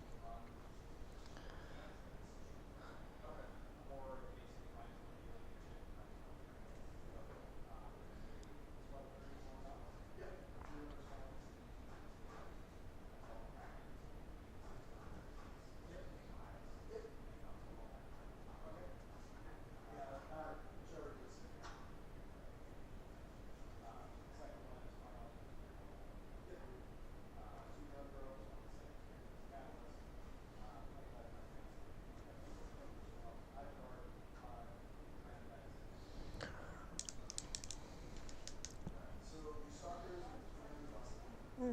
He's going to sit for a bit.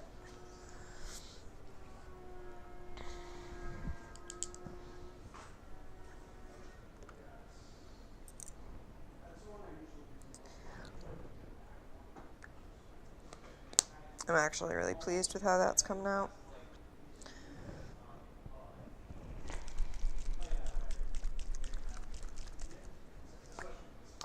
Yeah, washes, so here's the thing about a wash. A wash can add a lot, but if you're too heavy-handed with it,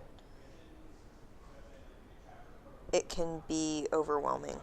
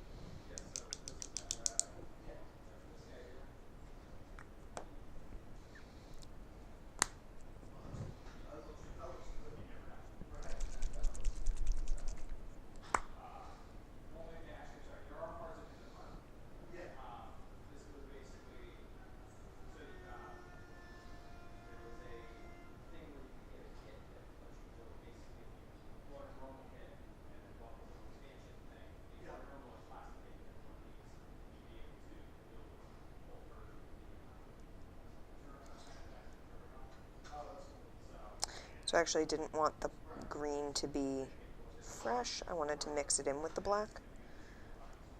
Hence doing them both at the same time. And afterwards, we're going to highlight back up with the brighter green.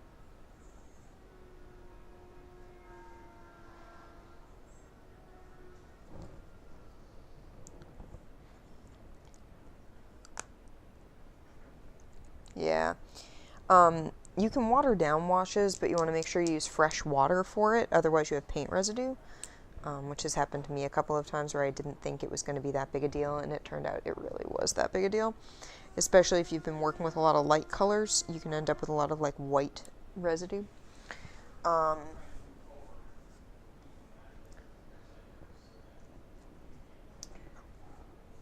So, yeah, you want to be careful with that. And you don't just want to slap it on sometimes. Like this one I did, but that's because I had a vast swath of very uniform sort of texture.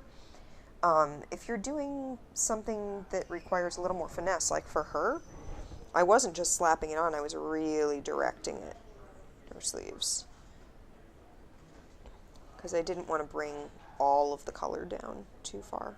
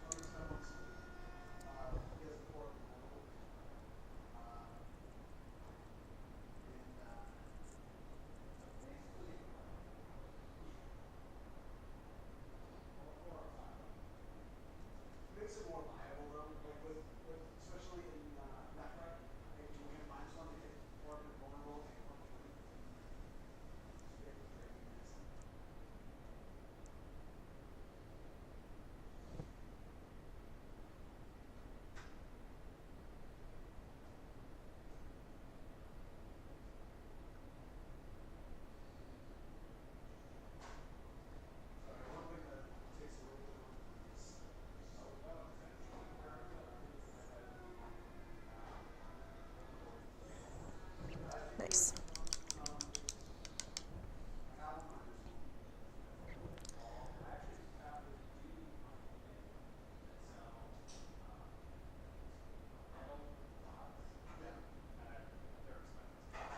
All right.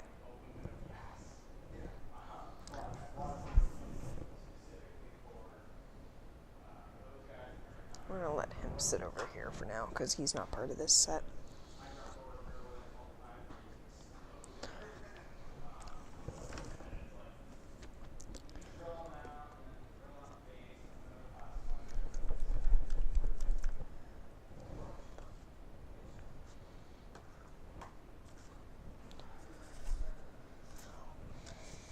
Where are the other characters? There they are. So, I haven't done the gold stitching yet. What I did was the reds. So I started with a burgundy and then I built it up into a brighter red. So I'm actually quite pleased with the different shading. I haven't done, I worked on his cloak. I got sort of caught up working on the cloak, which honestly I'm really, really pleased with right now. One thing I do want to do,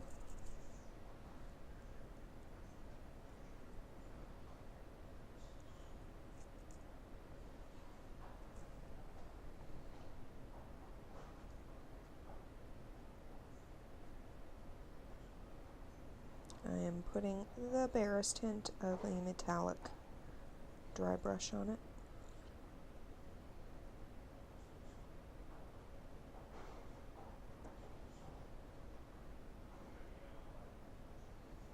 Just to give it a bit of a sheen.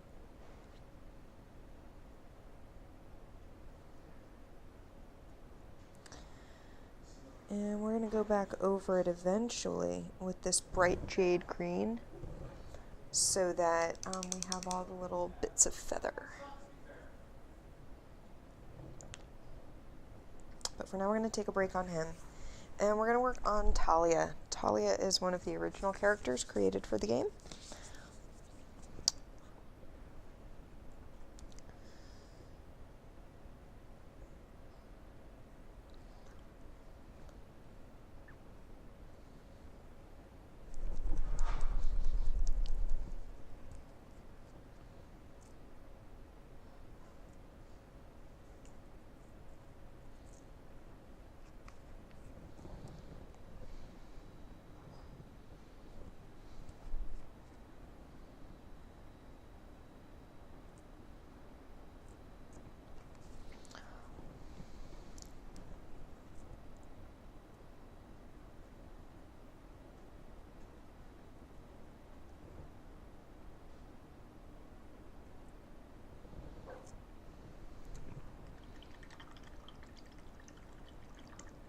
I'm probably not going to do any pre-releases. Andy probably will.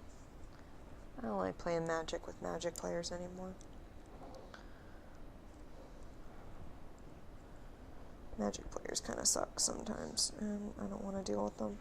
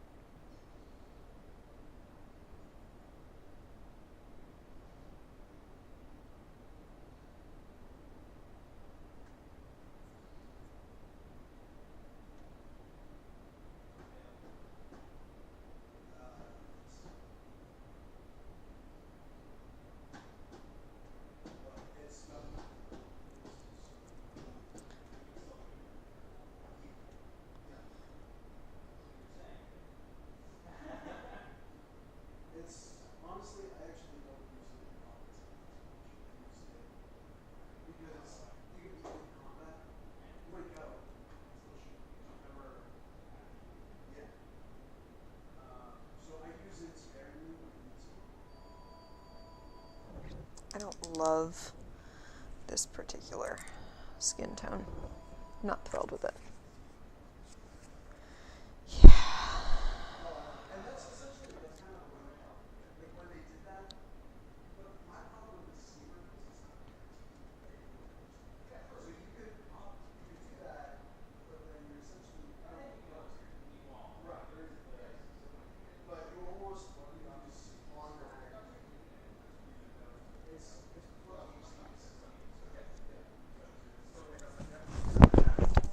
Later, Nate.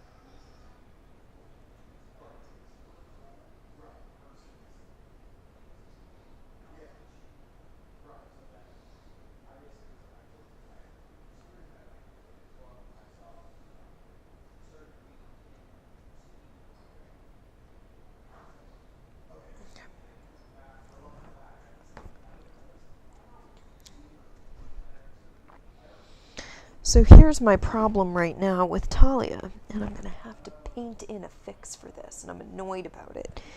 She is wearing a loose, sort of like sleeveless t-shirt. That's fine. The armholes go like this, down this. They go pretty far down. They go like mid-side. She's not an A-cup, is what I'm saying. And there's a distinct lack of bra involved here. I'm annoyed by that. So this is something for guys designing sculpts for female characters who want to make realistic clothing. Is that chests don't support themselves, even like ones that have been augmented. They don't stay up on their own. in order to sit where you think they sit, that they need help, especially if they're sizable. And creating an outfit that involves both a lack of sleeve and coverage here, a high chest here, and nothing holding it up is more magic than I'm willing to allow in this game. Swords that come out of nowhere, I can accept. Boobs that stay up on their own, not so much. Especially not for this character. It seems unlikely for her.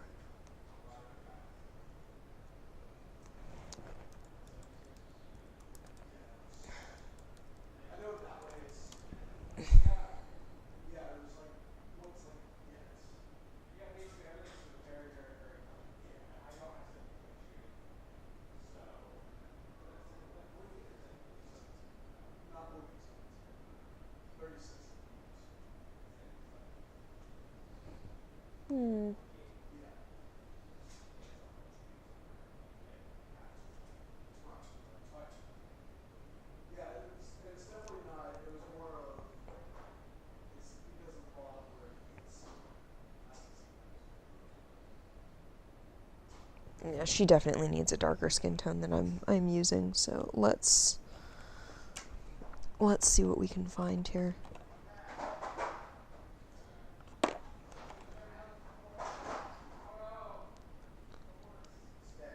That could work on its own. I think we'll just go with that. Yeah, we really do. We were discussing, Andy, how my friend and I, with what we had in our closets when we were younger, did not have the means by which to make the maid costume do what it does. Rest assured, the costume designers and costume makers for Clue were able to get Colleen Camp's chest to do that, because it did. It just requires undergarments that are more heavy duty than what a couple of 13-year-old girls had on hand. I don't even have that on hand now. Yeah, we do need that magic. I'm just saying, it's one of those things that really bothers me in a lot of representation of female anatomy. There's sort of this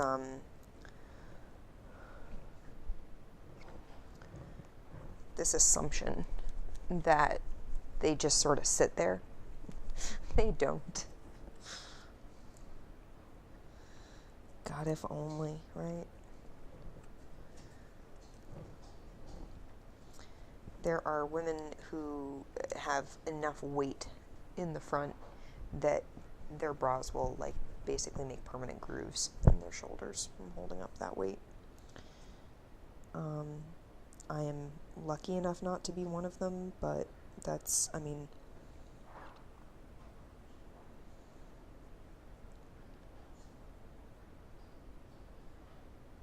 it's definitely more likely than not for a lot of women. You blame the 80s? I do too. I blame the 80s for a lot.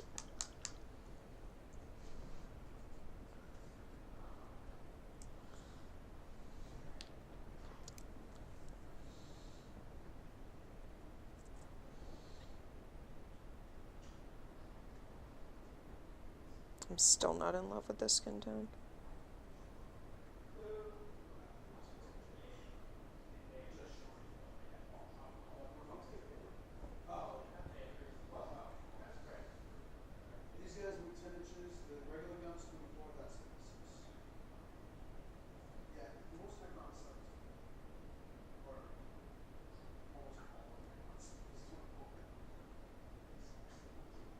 We're going to be painting a bra onto her.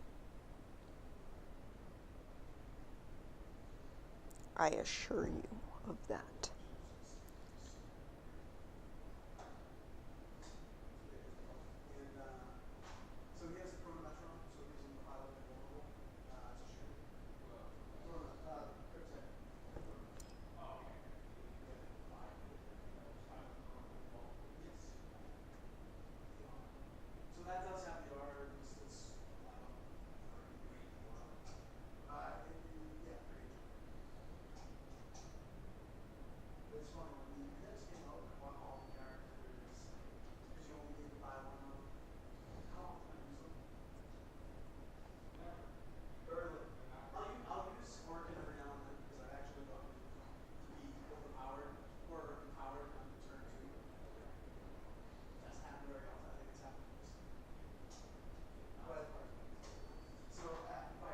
Her sword is fun. I'm gonna have a lot of fun painting that nonsense.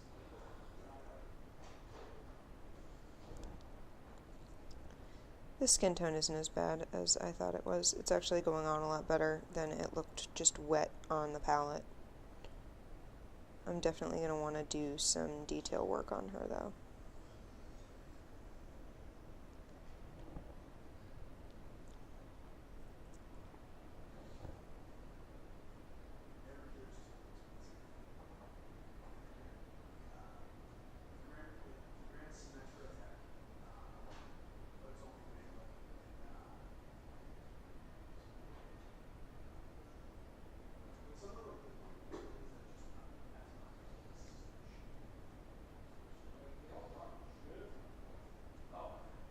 Like, I wish I could wear a shirt like this with no bra.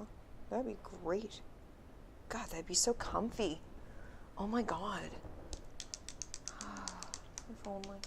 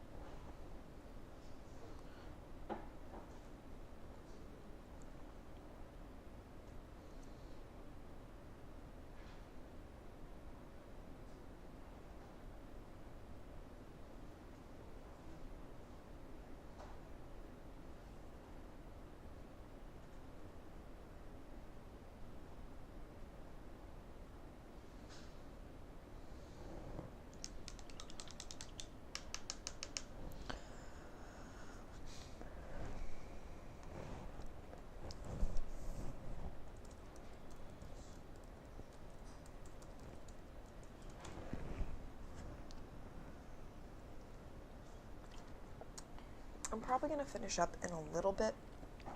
My eyes are hurting, so I don't want to spend too long because I am going to be streaming board game stuff tonight.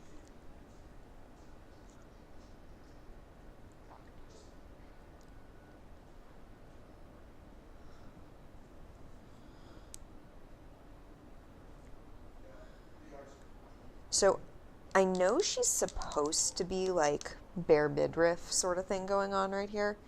And I was going to paint it, but actually I'm going to give her an undershirt. And then we're going to bring that up around her here.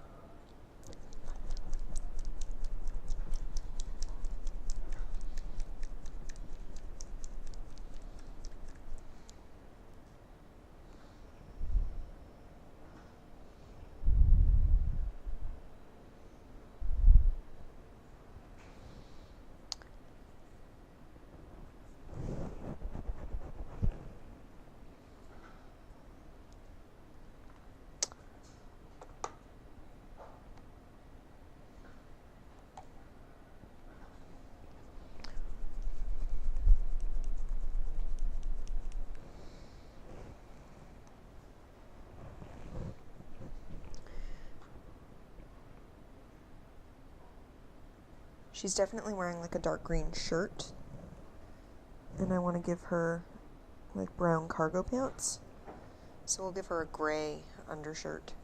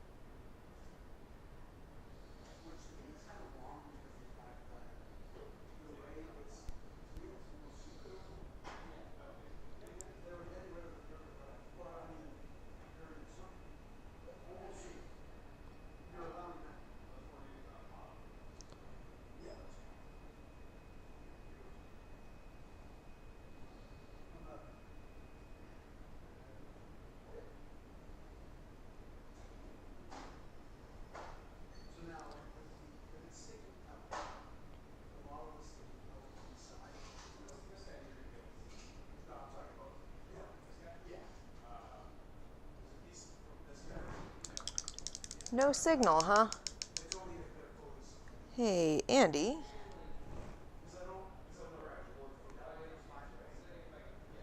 We just lost your computer doing the chat up on the screen.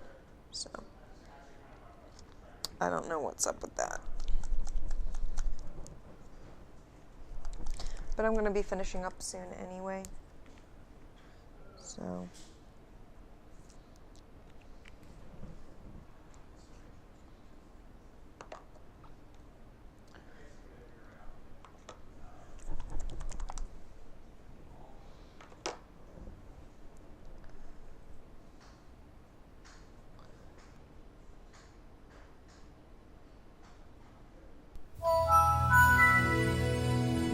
computer just rebooted.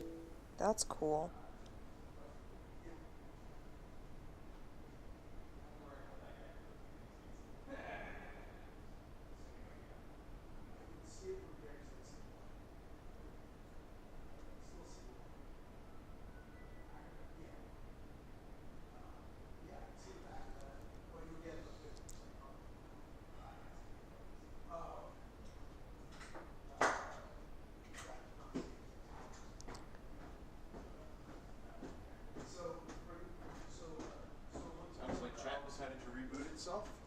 Yeah, the computer decided to reboot. But I'm going to finish up anyway because my eyes are hurting a little bit. Okay. So, yeah, thank you for visiting and hanging out while I paint. Jen, yeah, ours is at 7:30. We're going to be playing Flashpoint, which is a fire rescue cooperative game. So, if you can't join us, I understand you've got something else at 8:30, so. But it's almost always 7:30 Eastern for us.